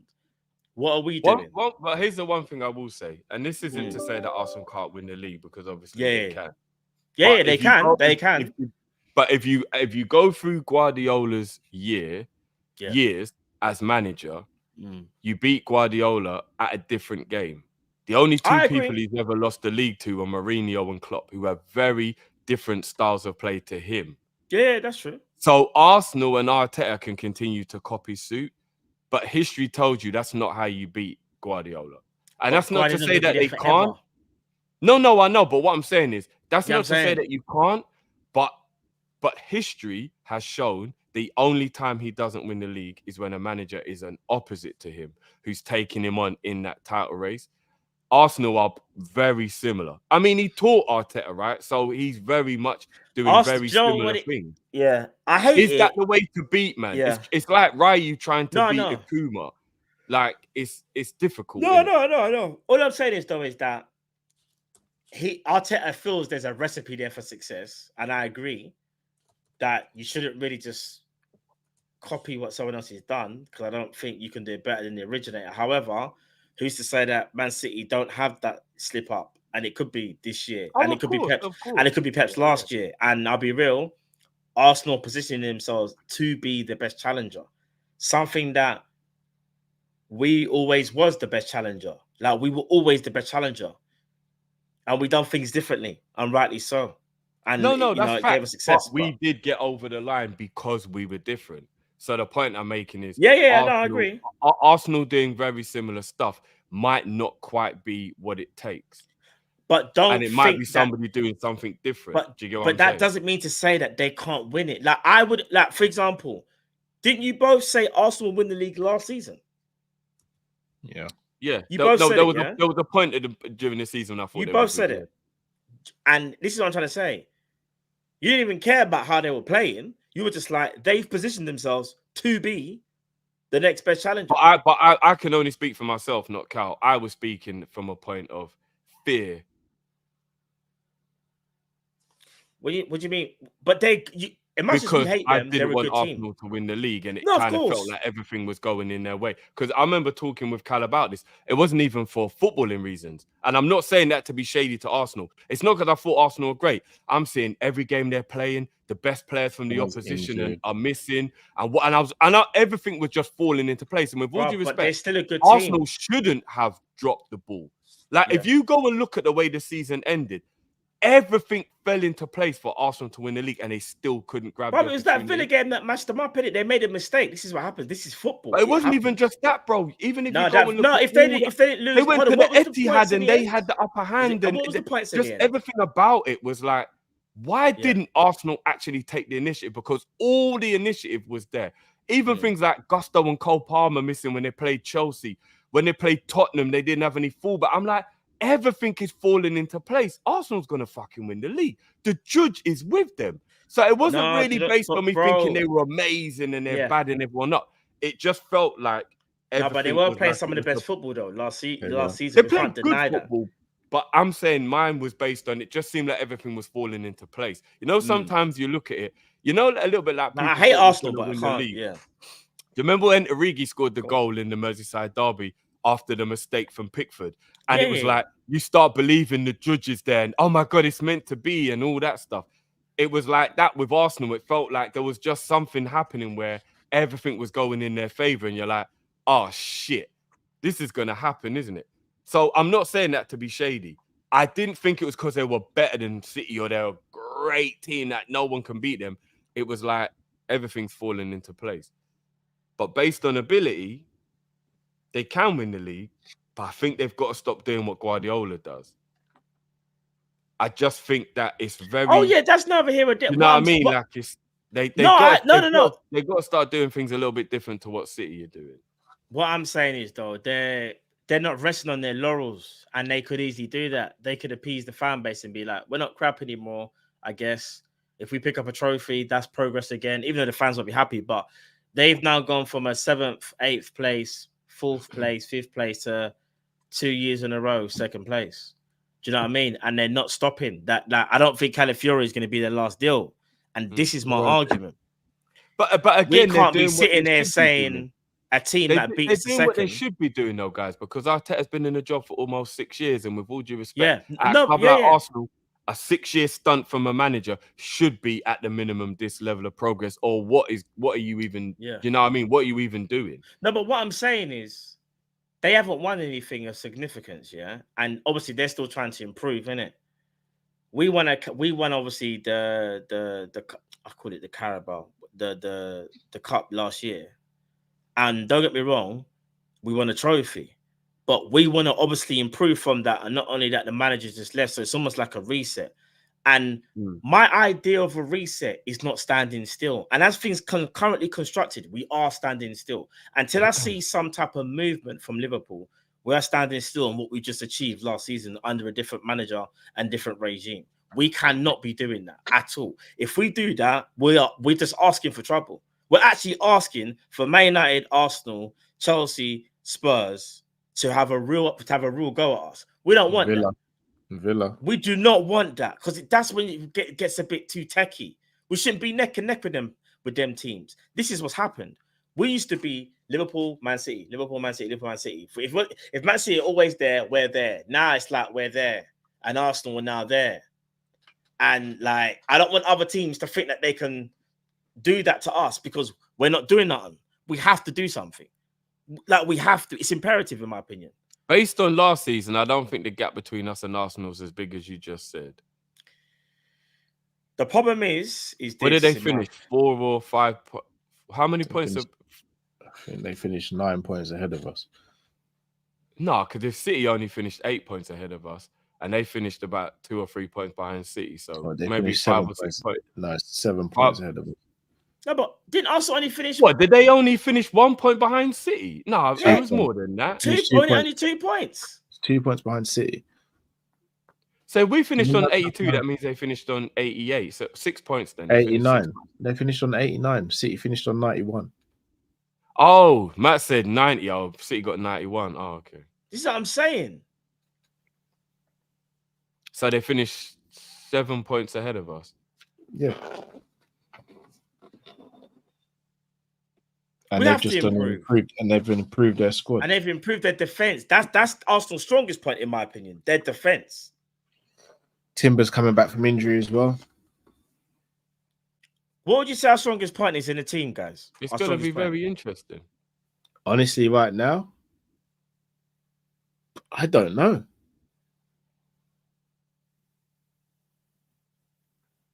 I genuinely don't know. What do you think the strongest point is in our team? Because Kyle's not sure. If you take the Tight structure out, defense, if you take out the structure and you just talk about like the ability, then I'd probably say our defense. Because obviously, if you include the goalkeeper as part of the defense, I think Ibu, Virgil, Alisson, Trent or Bradley, and Robbo, very, very good. So I'd probably say if you forget structure and just talk about individuals, I'd probably say our defense is the best part of our team. I think we're saying that now because of we got the best goalkeeper in the league. We got the best. I still think we got the best defender in the league. But as much as I love Ibu, injuries, and then Robbo, inconsistent. No, but we're just going on talent. We're just going on talent. Yeah. We're just going. I'm saying just talent-wise, I think defense is the best part of our team. All right, fair enough. Because I don't really see a weakness in terms of talent. Obviously, you had contact, and then there's and that's my argument. Imagine, so you think it's the same as Arsenal's, but they're trying to. They've gone and tried to improve that. They're double down and saying we are making sure. And this is something that I feel like we should be doing, especially. But is Arteta not becoming obsessed with defense? Bob, I think defense wins leagues. This is the killer. I don't like how they. I can't say I would never like it, but how they're doing it is so like it's horrible. It's like this whole like kind of 3-4 centre backs thing. I'm not gonna lie, it's killing the game, but it's getting results because it allowed them to have the best defense in the league, and they had a stable partnership. And what they're doing basically is it's a kind of a mad upgrade. You're going from Kiwior to Calafiori. That's all they've practically done, but it's enhanced them that much because Kiwior is not in the level. Should I just put? So we conceded 12 more goals than Arsenal last season. One thing that we're not actually deep in is Arsenal have got a very meaty goalkeeper, and we've got the world's best goalkeeper. Yeah, I'm not gonna lie. Take out Alisson, we are in the mud. Or even if you swapped Alisson for Raya, I reckon Arsenal maybe can see 20 goals all season. Do you know how many we concede? I don't know if I'll say Raya is meaty. That might be a bit harsh. I wouldn't say Raya is meaty. Drift, don't say it for the argument. You know you don't really rate Raya. Come on. No, I'm not saying Ray is no special keeper, but Meady's harsh. Ray is all right, Meady's harsh, but all right, who's Ray better? Is better than Meady. Who's better in your opinion, Kelleher or Raya? I'd probably say they're level. If you push me to say someone's better, I'd probably lean on Kelleher. We've had this conversation before, Drift. But that doesn't mean that Ray is Meady. No. But Kelleher's better. I think Kelleher's a very good goalkeeper. We've got 2 goalkeepers that are better than their number 1 goalkeeper. Yeah. But I think Meady's harsh on Raya. I think Raya is better than Meady. No, fair enough. But if you put Kelleher... He's average then. He's average at best. Instead of Raya, there's a big difference in our back line. But you see, remember the saves Kelleher had to make? If we're going to go on a scale, Raya's like a 6.5 to a 7. No. I would say Ray is. You don't think he's that high? His distribution is okay. His command of the area is okay, and his shot stopping is okay. What standout ability does he have as a goalkeeper? I'm not even trying to dump on him. But that's why I would say 6.5 to a 7, because that is he's above average. He's an above average goalkeeper. Like, I don't even like Arsenal, but I'm not going to be that. But to the point, though, imagine if they had a better goalkeeper. They're hardly conceding. Yeah. But I'm saying he's an above average goalkeeper. Because they're doing that mid to low block, fam, with like 3 centre backs. Remember, you got to remember as well. There's other circumstances in it as well, because remember they play a lot deeper. You know what I mean? Yeah, that's what I'm saying. Yeah. They look more solid based on the structure and etc. Because obviously, if that defense was playing a different way, it might not look as solid. So I don't know. That's how they. What's that's my argument. That's how they're kind of doing it. They're doing that kind of middle block. It works for Arsenal. It does. That's how they do it. They do the whole 4-4-2 as well. Like, bruv, I'll be real. Their defensive structure, when you consider the personnel they have, is impressive. Like their structure, the way how they actually do it. And what really annoyed me is how they employed it against us at the Emirates. That was actually one of the worst games I think I watched of us last season. We couldn't even move. I still believe we only lost that game due to mistakes, though. But yeah. Nah, fam, they had us to the point where they literally just said like, "You're not." No, they were better than us, but bro, it's one of the worst games for Liverpool, bro, in a long time. I don't know if you remember that game. If you remember the game correctly, we were actually the team who was playing better at the time we made the mistake and just flipped all the good work we'd done on its head, and then they just stifled us completely. Bro, after are you forgetting they missed how many chances? Oh no, I'm thinking maybe I forget the Carvalho. We had more possession. We weren't a better team, though. We just had more possession. No. At the time, after half time, we were the better team till we made the mistake.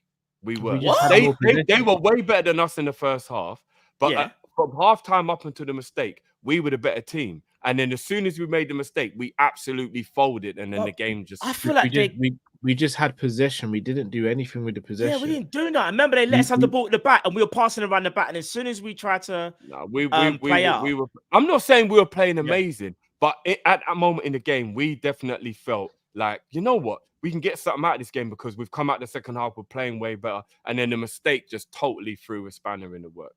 So they were better than us overall. But a lot of people forget that we were playing better than they were at the time we made the mistake. That mistake was catastrophic in that defeat. I just remember the Emirates game. We got absolutely cooked. The mistake was catastrophic.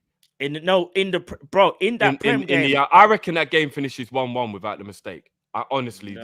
That mistake we weren't doing nothing. Just fucked everything about what we're doing. That game finishes 1-1. I understand the mistake. That game finishes 1-1 without the mistake. We were not on it that day. I just remember our passing wasn't precise, and we just couldn't even get past. Bro, we couldn't even. When we tried to play through any channel, they just cut off any channel that we tried to go down. It was that cul-de-sac. It was horrible, bro. But what was crazy about that game is they played way better than us in the first half, and we went in 1-1. And that was the difference between us having mentality and them not having mentality. And then we came out second half and were playing well. And I'm telling you, the mistake gave all the impetus to them and took all of our confidence. That game finishes 1-1. They made a mistake they made a mistake for our goal as well, though. No, I know they did. But the fact is, all of that dominance they had and it was still 1-1 showed that there was still levels to this. Do you get what I mean? That they can do all the pretty stuff and whatever, but like, can you capitalize on it? And not really, because they should have maybe been 2-3, 4-0 up because of how they were playing, but we was able to hang in there. The mistake absolutely threw any good, second half, halftime, whatever it was we spoke about, and then the rest is history. So I think that would have been a 1-1 game without Van Dijk making that mistake. Let's move on to another player, boys, who we do have in the team, and that's Carvalho. Do you think he has a future? Because apparently Liverpool still undecided on what they're going to do with the kid. Does he have a future at Liverpool Football Club? Or and should he have a future at Liverpool Football Club? Sorry, what player, sorry? Carvalho. Nah, unfortunately, Carvalho's time's up, I think, at Liverpool. I don't know if he's got the right attitude, Good at talent, but I don't know if the attitude's there. And I feel like we got other players that will do better than him in the 10. That's if we play the 10. I can't sit. And the thing is, I could be wrong here. I don't think Carvalho's type of player that's going to be cool with a bench role, knowing that he's not a starter. I feel like he has to play. You always get the best out of Carvalho when he's a week in, week out player, like a mainstay. I don't think he's good enough though to be a mainstay at Liverpool. He's not good enough to be a mainstay where you put your team sheet and the first person you think for number 10 is Carvalho. He's not that good. He's good, but he's not that good. Do you agree, Jeff? Yeah. I don't really like doing the whole mentality thing, because I know a lot of people like to like run with that a little bit and make it more than it is. But I get where Matt's coming from. I would probably say maybe more.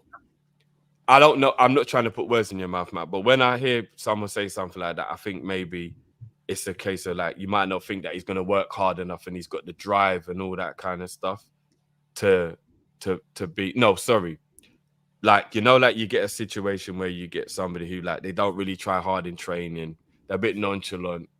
Maybe a little bit like they've already made it because they've signed for Liverpool. So like they're a bit more laid back.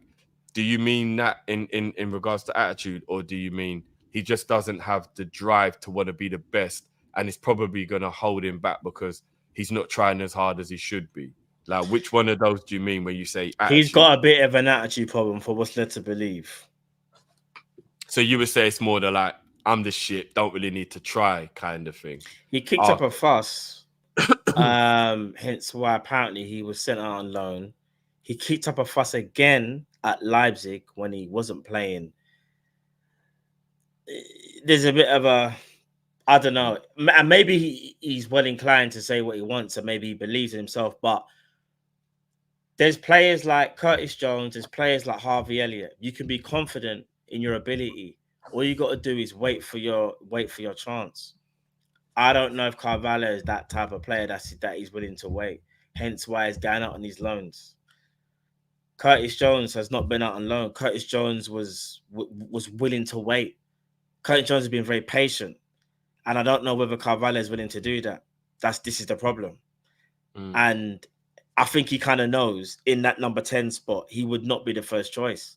There's other players that will be ahead of him, and is he going to want to sit there and think, I want to develop as a player and learn from these players that are here, or do I want to go somewhere else and play all the time? That's my thing with Carvalho. Okay. Although I think he's a talent. Yeah. If we were to sell him, how much would you guys say we should be getting for him? We'll probably get about. Depends if Edwards has still got all of those tricks up his sleeve like he used to, where he can spin it and get a team to pay us more than the value of the player. Will we get 15 for him? 15, 20? 15 rising to 20? Someone abroad, I think 20 would be a push. 15 rising to 20, I think we can get. I'll be very shocked if we got 20. Because he's a talent, but yeah, he didn't really. Do you know what it is? He should have really lit it up at Leipzig. Should have. Basically, Leipzig were more concerned about Xavi Simons, innit? He was the kid that lit it up. It should have been Carvalho. Or Carvalho should have been him and Carvalho. Way better though. No, but Carvalho has very good quality, bro. It's just that, again, I didn't show it. I just think Simmons is a way superior. But Simmons is better though. Simmons is better. But just because Simmons is better, I don't mean to say that he couldn't have been the player that people were speaking about having a good season. Do you see what I'm trying to say? Yeah. You can still shine if someone else shines. It doesn't have to be one person. He had that opportunity. Yeah, agreed. See what I'm saying? Agreed. Guys, if you haven't already, please do smash that like button, subscribe if you're new to the channel. Right, boys, just going to go through a list of players we've been linked with on transfers. Inacio, Edison, Hudgman, Huijsen, Bakayoko, and Kasuno, who plays for Leverkusen. I'm not going to ask whether we want or don't want any of these players. Do you realistically see us signing any one of those players that I read out? I'll read them again. Inacio, Edison, Hudgman, Huijsen, Bakayoko, Kasuno. Inacio's probably the only one that I would be happy about. Yeah, probably Inacio, really. I think he's the only one I'd be happy about. No, I'm saying which do you see the club signing any of these guys? Yeah, maybe Inacio. Yeah, Inacio maybe. But I don't see anyone else. I don't think and that's because we've actually had past linked with him as well. So it's like coming, you know what I mean? It's like coming from that point of view as well. Saying that though, I think it definitively happens if it was the old regime, because you got flipping Linders with the Portuguese league and that. You know what Linders would have been on. Yeah. Linders would have been like, Klopp, we got to get him. But I still think we might get him. All the others though, Like, how many times have I seen Edison's name? Like, Liverpool really like the player, but there's been no contact. There's been nothing. Liverpool are not looking at Edison. They just really like the player. I don't know how many times I've seen this. The same articles just get regurgitated. It's actually mad, bro.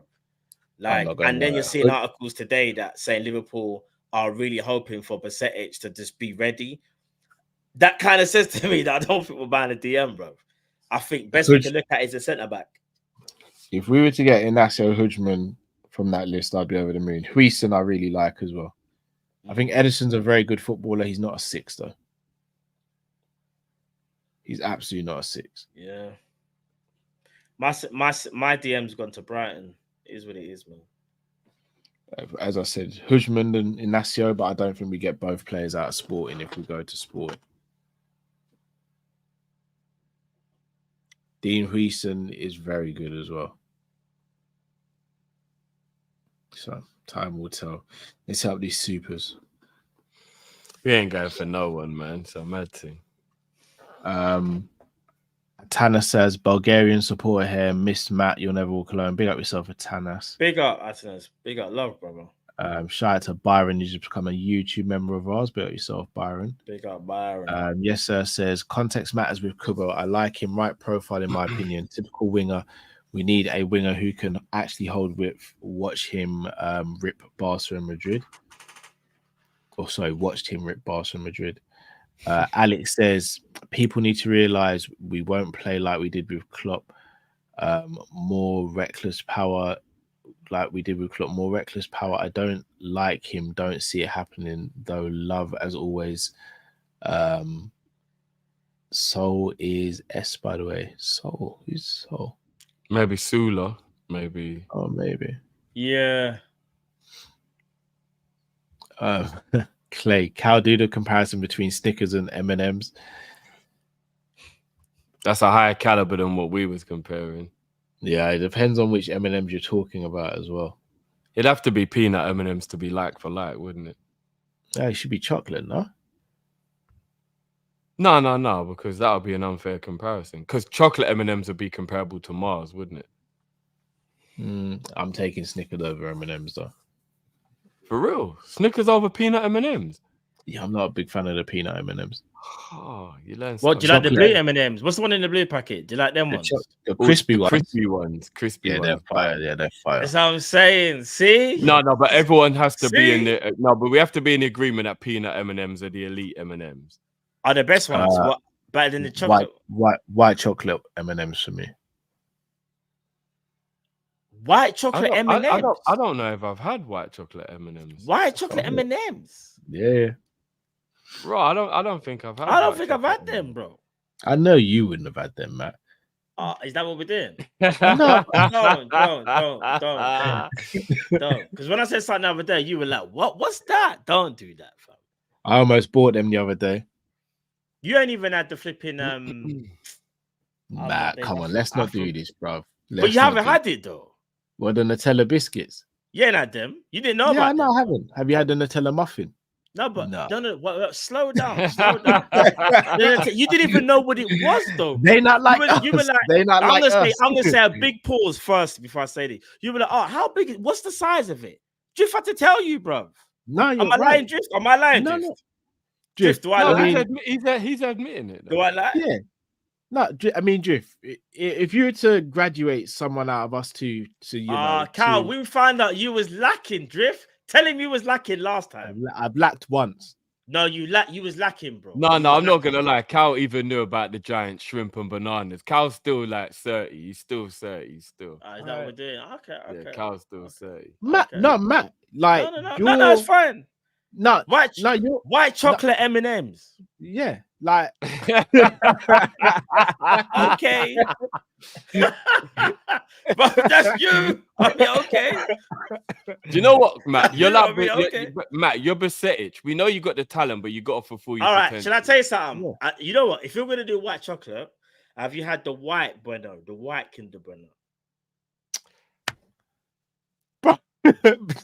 Talk to him, Talk to him. No, but I'm saying, but are you putting it on the same level as the one you just mentioned? For white chocolate. I'm saying for the white chocolate. Oh, what white chocolate M&Ms and Kinder Bueno? Yeah. They're different. They're different. Because I think the white chocolate Kinder Bueno is better than the normal Kinder Bueno. Yeah, it is. Yeah. If it comes to white chocolate, would Milky Bar not be the best though? Would that not be considered the best of all the white chocolates? Milky Bar white better, you know. I'm gonna be real. Lint. I've never had Lint white chocolate either. Not to my recollection. Remember, that's real dairy. What? So like, I stay away from white chocolate. Bruv, you just said you've had Milky Bar and all them things there. No, when I was a kid and I weren't lactose intolerant. Bruh. Lint is an expensive chocolate. You think kids eat Lint? No, bruv? but it's not an everyday thing. But Bruv, still, kids don't eat Lint, bro. no, but You've still. never had white chocolate Lint. Because as an adult, I've been lactose, bruv. So you know what I mean. I'm not gonna pay all that money. I told you, man. There's gonna be a No. shake up in these rankings. Klopp's gone now. New season, new. It's gonna be a new board. There's a new sheriff in town, bro. That's what I'm saying. You man seeing it? No, I'm And I've gonna always be been real. surprised why it's not called cream chocolate instead of white chocolate, because it's not white. I've always been confused by that. Don't just call it cream chocolate. Drift. You're deflecting. I'm shocked you ain't had the white No, chocolate. I'll hold the L on that one. When it comes to white chocolate, I'm like, you know, I'm quite surprised. I've only had it maybe twice, but I Did you haven't ever had try? white chocolate for years. Did you ever try the Cadbury's dairy milk muffin?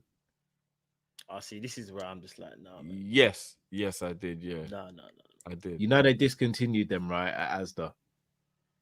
Have they? Yeah. Do you know what? As nice as they were, I thought they were a bit expensive for what they were. That was They the had them problem. at Tesco. I actually looked up the recipe to see if I could make it. But they were a And I had little a expensive for Cadbury what they were, though, don't you think? Yeah, Matthew, Like, we spoke about the Toblerone in one of the other shows. They Actually, were, funny. they were worth it though, man. They're worth it. do you know what the craziest conversation is? What's better out of Cadbury's or Galaxy? That's a conversation that is very different. No, Matt, there's no point. It's a very difficult conversation. I think No, I have I'm the just answer. thinking which ones. No, I'm thinking. It's another I day think- conversation. I think Galaxy's better, but Cadbury's has more variety. I don't It's know a if I agree with that. I'm not It's sure. a very difficult conversation. I'm not sure, you know. It's a very Galaxy. difficult conversation. Galaxy is sure. smooth, you know. It's a very Yeah, but difficult you're acting like Cadbury's ain't got. conversation. Nah, I'm not sure, you know. It's a very difficult conversation. I'm Galaxy. I'd have to. smooth. Yeah, man, have to see. Excuse me. Shout out to Jamie in the chat. telling you. David Fisher says Bernardo Silva is tiny as F and balls out, you know. Yeah, Bernardo is a special footballer. To be fair, though, I wouldn't put Kubo on that level. No. Dean says, gents, techie players don't require strength. Kubo manipulates the ball so well, and he's a clever player, quick and agile. He wins lots of fouls. Agree with that. Che says we priced Diaz out of a move. We're stuck with him. Bro, We've Man priced said- him out of a moot. we're stuck. Apparently, with him, we've put 75 mil as his arts. As the yeah, asking there's price. 70 mil in it. Is the asking? Well, And why would we accept any less? No, I agree. Yeah, we should. shout to Yeah, M. the winger market is not like some madness. That 100% is 70 mil. M. Tarmizi says Kopish versus food like the big six. What you saying? I I not saw physically. that and I was like, yeah, I enjoy my food, but I Yeah, ain't. that's too much. Like I said, I enjoy my Oh, food. you know what? I haven't watched the video, but is that when they showed the advert for them trying to see who could eat the most food in the shortest amount of time? It's like the competition. So they've got 30 minutes. They're at the Man versus Food, I think, in London. And like all three of them are they got different dishes, whatever. And also you got 30 minutes to finish whatever you pick you want to eat. I could tell you right now, I will fail that. I would Yeah, fail me that, too. bruv. If you see what bruv. Yeah, I will There's fail one that. thing liking miserably. food and appreciating food like what I do. And then there's just like, you're just going to be, that. If you want to eat all that, you just want to be sick, bruv. I can't even lie. Not for me. I'm not about that life. But you don't think you could put it away and then just throw up later? No, Nah. bro. Did you see? Big up He's done Tobes. He nothing. had the. No, I haven't seen it. I haven't seen it. Bro, big up Tobes. He had like how many racks of ribs did he have to have? But then when he actually showed the sauce, when he scraped it and showed you how thick the sauce was, disgusting. Oh, bro. Nah, man. I know a couple man that could probably devour it, but yeah. Nah, bro. Yeah, in fact, there's one person that I can maybe think of, and even I think he would struggle, and it ain't me. I know two people I think could do it. Actually, three. I know 3 people I think could do it. It's a bit mad still. Jan said Fabio Carvalho as well, and we also have Kai Gordon and Doak. I think Doak needs a loan, possibly Kai as well. Yeah. Ash says, "Can we talk about biscuits? Our window is dead." We may end up having to do that for deadline day. Yes, sir. Says again, I think we need to take how the player is used. I see tons complain about keeping Salah. It must mean Salah. Oh yeah, keeping Salah. Big up, Drift. I'd have been there for days trying to figure that out. Keeping Salah wide away from goal. Kubo on the touchline, performance-wise, I think last season was Kubo's best non-GA. Agree with that. Sultan says, guys, check Otavio from Porto, left centre back. In my opinion, he is the one. Okay, I'll give him a go. Pause. I'll have a look. Sharif says, you'll never walk alone, guys. Big up yourself, Sharif. Hope you're well. Yeah, big up Sharif every time. Selection says, not sure why Doyle rehashed this today, but Hughes literally said in his first press conference they plan to be active in August after assessments. He did kind of say that, to be fair. So what are we going to do? Like a triple whammy? Like you wait an hour for a bus and then 3 come along at the same time? I think it's and you start thinking, which one should I get on? Has that ever happened to you lot where like 3 buses you don't know which one yeah. And then you see the empty one at the back blow past you like,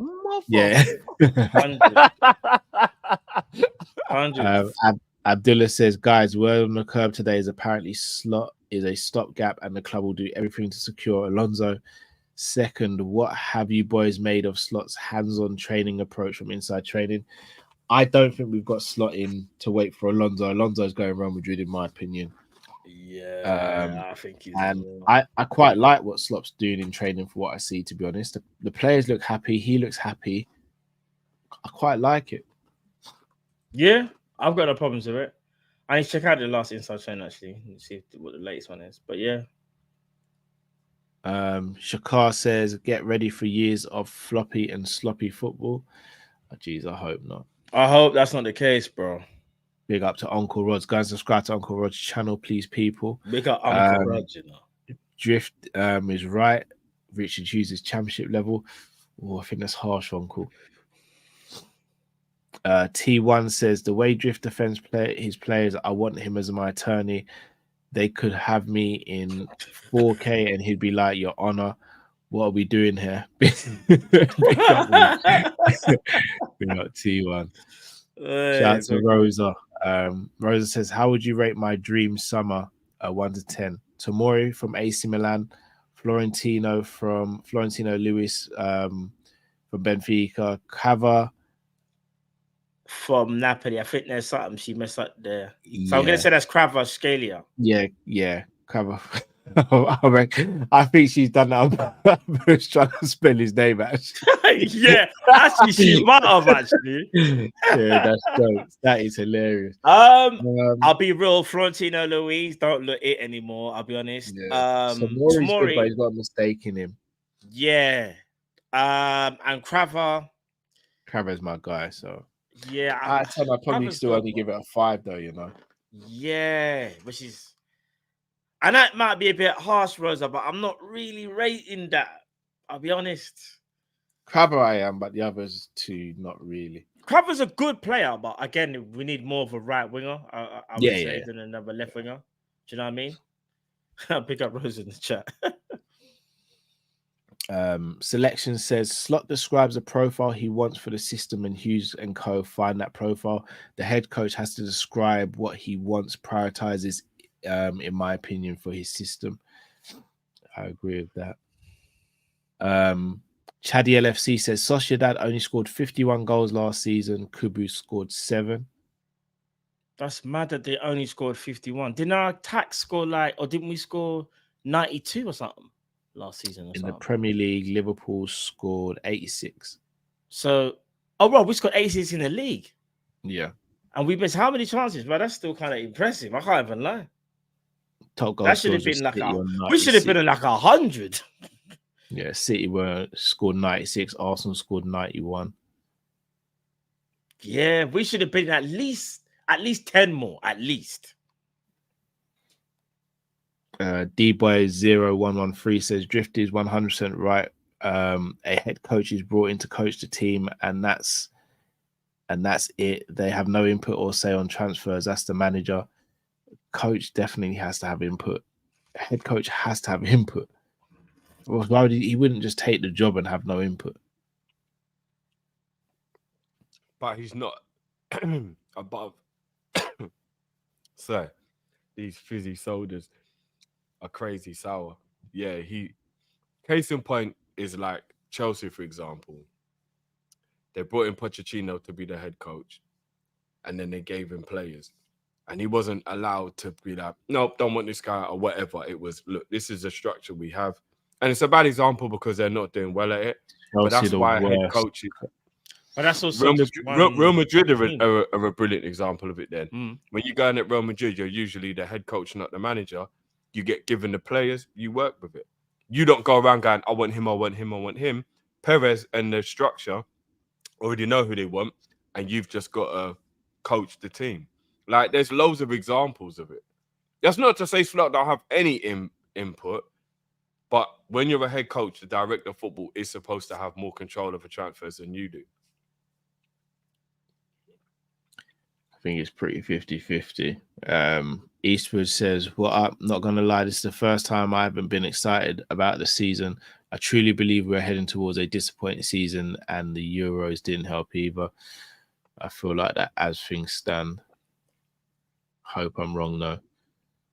Selection says Klopp has favourites. I get Drifty point. Who's to say Slot doesn't get his own favourites? That article headline like Bichette could leave if more midfielders join. I don't think Bichette would leave just yet. I think it would be on loan if he left, though. I don't think it would be that permanent. Yeah. I think we should be sending him out on loan anyway. Promo says, what is one of your predictions for the upcoming season? Mine is that Salah declines massively, goes through his Mane phase, and then leaves in Jan after being dropped. Good grief. Raw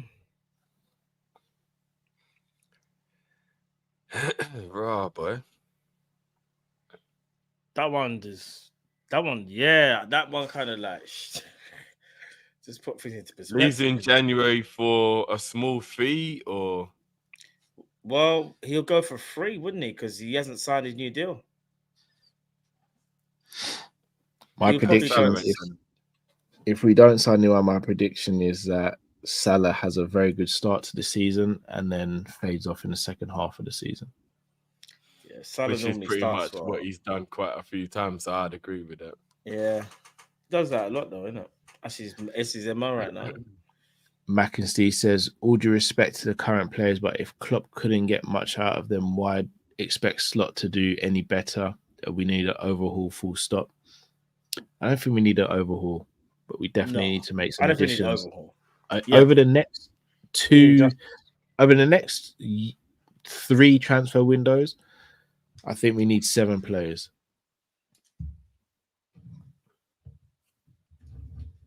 How we do it, I don't know, but we need it.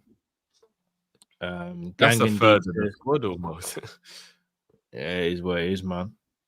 Gangadeep, old regime got complacent after a title in his season. FSG enabled the drop-off to happen, shows their ambition for LFC on the pitch. Culture shift required from the new regime, not getting overexcited. I completely agree with that.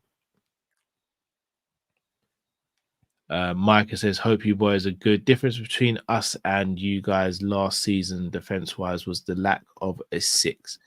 Allison, Trent, VVD, Kanate, and Robbo is just as good as ours, in my opinion. You guys need a world-class 6. I believe Micah's an Arsenal fan. I think so. I think believe he's he is. Credit to Micah for having a level head as well, because normally you can't have that conversation because you'll just get shut down immediately. Like, there are some good Arsenal fans out there. There Few are and some far never-headed between. fans. oh out yeah, there. of course there are. Rivals. Of course. Big up Micah. Mike says, one big transfer prediction for the top 8 clubs, lads. Gee, I think that would have to be a separate video, Micah, bro. Yeah, 100. Do you want to know my one? But it's really gonna peak out of like to a whole nother level. Oh, wait. I've got one. Mr. Diaby is going to go to Saudi. That ain't gonna peak out off, man. Nah, he knows what he's done there. No, well played, Matt. Well played. No, I'm just saying that's just what I'm thinking. It. I don't you know. knew what you were doing. Well played. I'm not doing anything, bro. I'm not doing anything. Just what I think. To give Micah an answer, I think Musiala goes Man City. You what?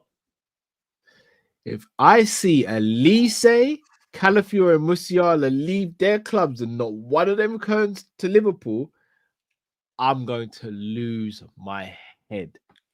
Do you know what? I think Musiala goes. I can to see Man it. City. I can actually see it. I can see it. I know, and Actually, I don't like it. I've got one. I've got another one.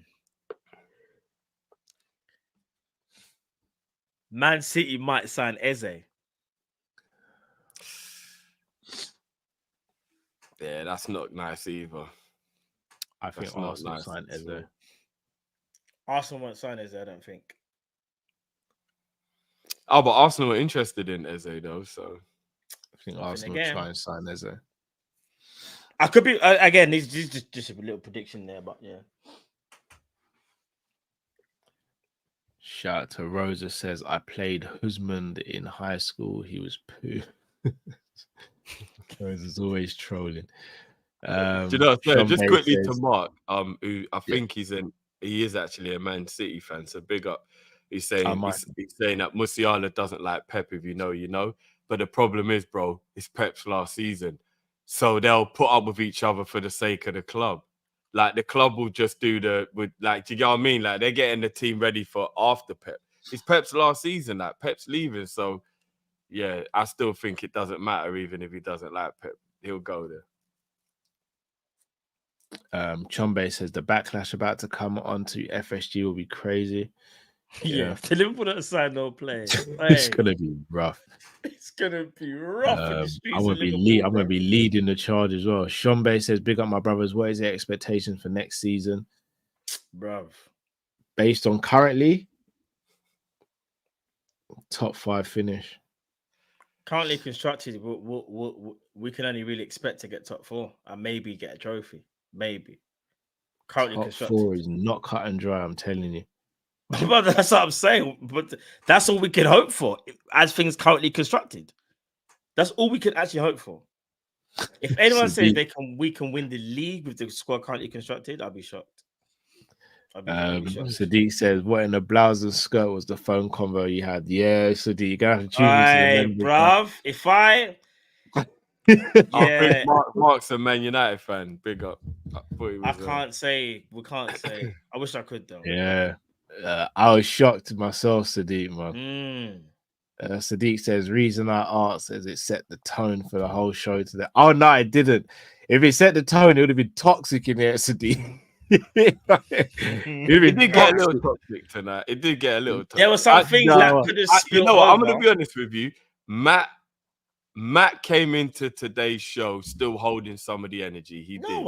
Absolutely. He did. He did, 100%. No, only a little bit. Only a little bit, though. But what Matt could do, I hardly even spoke today. If I was, you would have known if I was. Matt, you haven't even laughed or really smiled much today. You definitely came. No, but that's what I'm saying. No. But what I'm saying is, if I was, think of the phone conversation that we had. Yeah. I so badly wanted this to be the video that we were gonna do for that thing. Yeah, Because so that's what I'm saying. I would So have you been still like, got a bit no, of no, that- no, you but still I got a didn't bit hear of it. that That's what I'm pent-up saying. energy in you. Man was I just sat there It's quietly fine. and was just like, you know what? It's You fine. man, normally it's me and you always dueling about something. I just thought you and Kyle can duel this time. It's either me and Cal or me and you clashing at some point all the time. That's just 100%. become I was normal. just like, this is you and Kyle's fight this time. This ain't my fight. No, but that don't mean you weren't holding the energy. The dad doesn't have to be shouting to be angry. Do you get what I'm There was saying? no edit, but the people were actually saying, like, bro, I was just letting you man fight. You know when your dad walked through the door, he didn't have to start shouting for you. You to would know have he was known. You angry. would have known You know if what I I'm was saying? like, if I was on a mad wind up thing. Big up Guna Lee in the comments as well. Che says Arsenal players high liners. Let's check the stats. Okay, they can play as high as us when they're on the front foot. But I'm talking about when they defend. Like it's when they defend. When they defend, I disagree. Disagree. I could be wrong, but I disagree. Shout out to Mike. It says mine is Newcastle, Lee Kang, City, Musiala, Chelsea, Nico Williams. Oh, Nico's going Barca, pretty sure. Do you know? Shout out to Josh, who we saw from AVFTS. He's got a YouTube channel. Villa want João Felix. Yeah, I saw that today. Liverpool, Inacio, Man United, Richard Rios. Chris Angel will be livid if that happens. Yeah, I'm not gonna lie. If they get Rios, that's a good Arsenal, sign. Bruno Gomes. I don't think they'll get Gomes. And Spurs, Nah, I'll be shocked. Ikores. Well, shout out because he thinks the same as me with City getting Musiala. So I do think Villa will get João Felix. Actually, now he said that. João Felix is a little bit of a, like that kind of like he's like a bit of a lost sheep, and I don't mean that disrespectfully. He needs a home now. Like he's been a bit all over the place, innit? He needs a home. Villa could provide that home. No, like, if we think about it, he was on loan at Chelsea, and no, you're right. At Barca, the thing is, Barca want him. Barca and Barca want to bring him back now. He needs a home. He needs a home. Barca want to bring him back, but I don't think they can afford. But would Felix at Aston Villa be a little bit like James at Everton, where like the first sign of it getting bad, he just wants out? Like it's like maybe, but they brought in a Nana, which I think is a good signing. I was gonna say it'd be a Nana and Kamara holding. And they brought in Everton's Onana. Has he gone to Villa? Yeah. Raw. I didn't know. Do you know what else they got that we're forgetting? They got Matson from Chelsea. I had a feeling that they got him as well. I'm not gonna lie. I didn't know Onana. Hold on, that's what I'm saying. It will be Onana and Kamara holding, and then the three behind Ollie Watkins will be João Felix, Leon Bailey, and Jacob Ramsey probably. Yeah, Villa could be. Villa could be. What are we doing, fam? What are we doing? What are we doing? No. Do you know what it is? Yeah. They got Ross Barkley as well. Can I say something? And am I wrong for saying this, guys? We still have a very good squad, yeah, but we've all admitted that it needs tweaking, whatever, yeah. You just get that buzz when you sign new players, like it's a new player, like you can enhance the squad. We have a good attack. We know our attack is good, but we know we can improve on the attack. It doesn't take much to improve the attack, Even if we don't even get Kubo, let's say we go get someone else. It just brings that added, like, remember when we got Jota and we had the best front three in Europe at that point? When we got Jota, we were like, all right, let's see what's going on now. Jota adds to that, and you're like, now the firepower, we're on stuff. We need to bring that back, man. Our attack might be the weakest area of our pitch, but that's for as I was speaking of it, I was just thinking of it as I was speaking it. LFC Network says, big up, lads. Which three centre-backs would you buy out of these? Gay, Inacio, and Slotterbeck. Which three would you...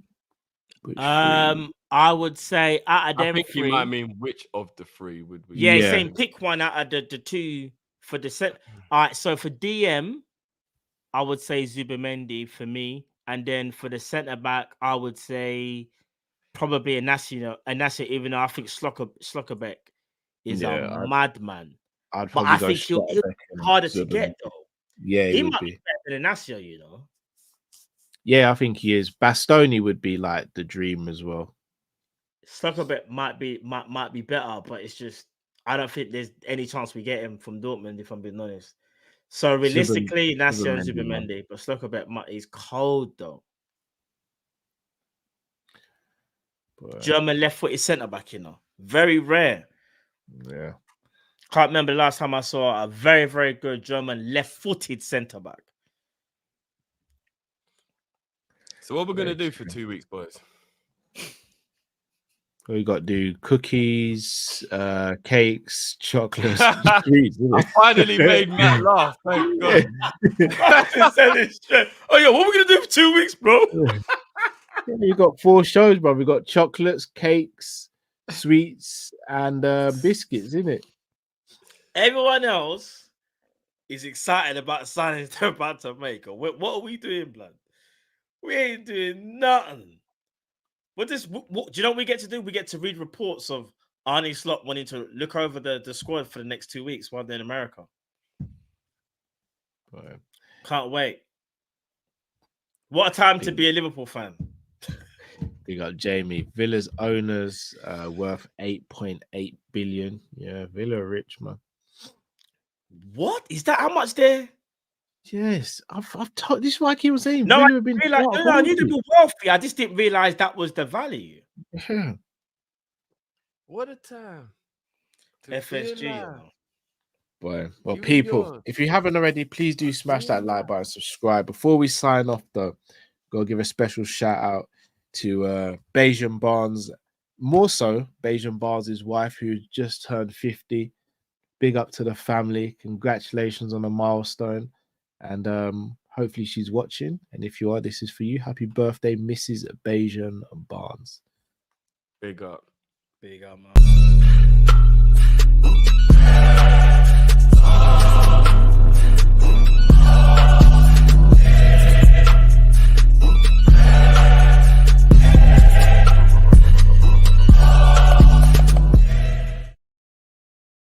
Big up. I take inspiration from Bajan Barnes and his wife because I know they've got kids and they still look young. So I'm hoping, God willing, I get to that age. Bro.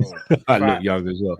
Hey, the Bajan family are doing very, very well. Yeah, man. they are. Yeah. They Big are. them up each and That's every real, time. too. Each and every one of them. If I continue aging how I've aged over the last 5 years, I'm gonna look like a shell of a man. I'm not gonna lie, fam. For me, it's looking a bit peak still. Yeah. I don't know, man. I'm gonna look about 62 when I'm 48. As soon as I had kids, my hair said, "Oh, it's oh." You thought you was okay? Nah, blood. You know, the worst part is when you're a Liverpool fan, you know you get an extra 2 years worth of stress added to your looks every year, and it's not even like your fault. You know what I mean? So what is this? Matt, LFC Network says, "Can you do the please do the expression on Drifty saying no to the shop lady who wanted help, please?" Oh, remember when Drifty said he wouldn't get some off the top shelf. Yeah.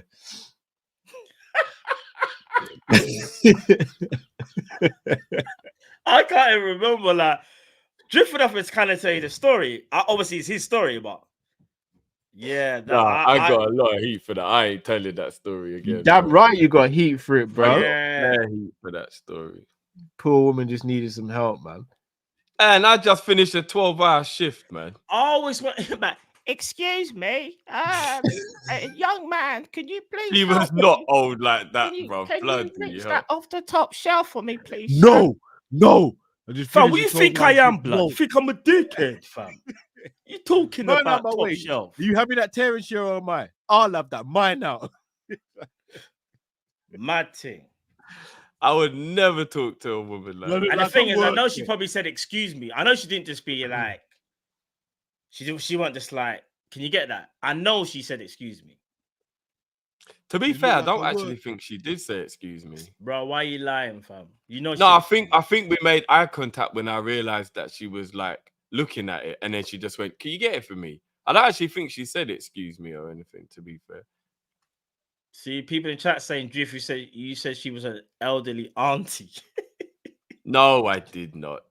Oh, the chat. That's what the chat is saying. No, I didn't. No, you know that's lies. Excuse me. Poor woman, man. She didn't deserve that.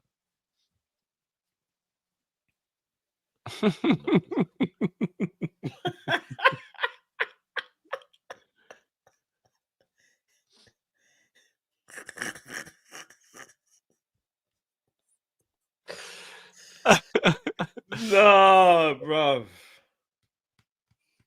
The old lady, you know.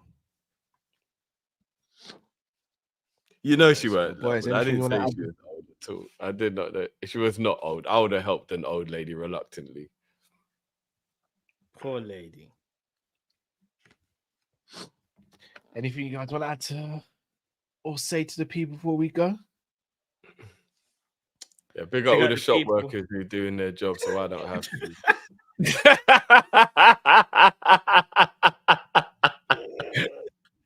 No, do you know what? Big at the chat each and every time. Listen, I don't know what's happening with Liverpool, man. Bruv, I don't know. We have to just wait and see, I guess. Yeah, for real. Just keep your notification bell switched on, please, guys. And when we hear something, you guys will hear from us as well. Otherwise, you got some food stuff coming. No, we're gonna find a way to bring them the content. We're gonna find a way. We are. We have to, because we can't go through this alone. We have to go through it as a community. What we going through?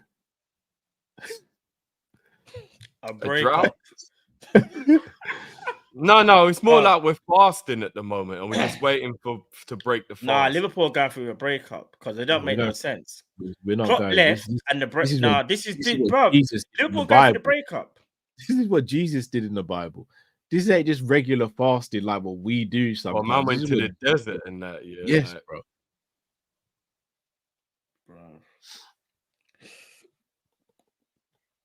Look, whatever it is, we're going through it together. So we'll be together while we go through it, innit? Indeed. But people. Shout out to Justin. Yeah. We get NFC network. He's got faith. Hope he got faith, fam. You get me? Big up to you all. Please do smash that like. Look, we want to get to 1,000 likes in this video, guys. You know, we think we can make that happen. So please do 1,000 likes, guys. That should be the target for all the videos we do going forward. So yes, people. Well, you know, we'll be back live tomorrow. We'll be back live tomorrow at some point, sometime, doing something. So yes, we will be at some point doing something. Indeed. People, until we see you next time. Thanks for rocking with us. Thanks for joining us. Stay here. Be redirected to Monts on Big Six Bants. Stay safe. Stay blessed. We are Kopish. We're out, people. Take care. Peace. Excuse me.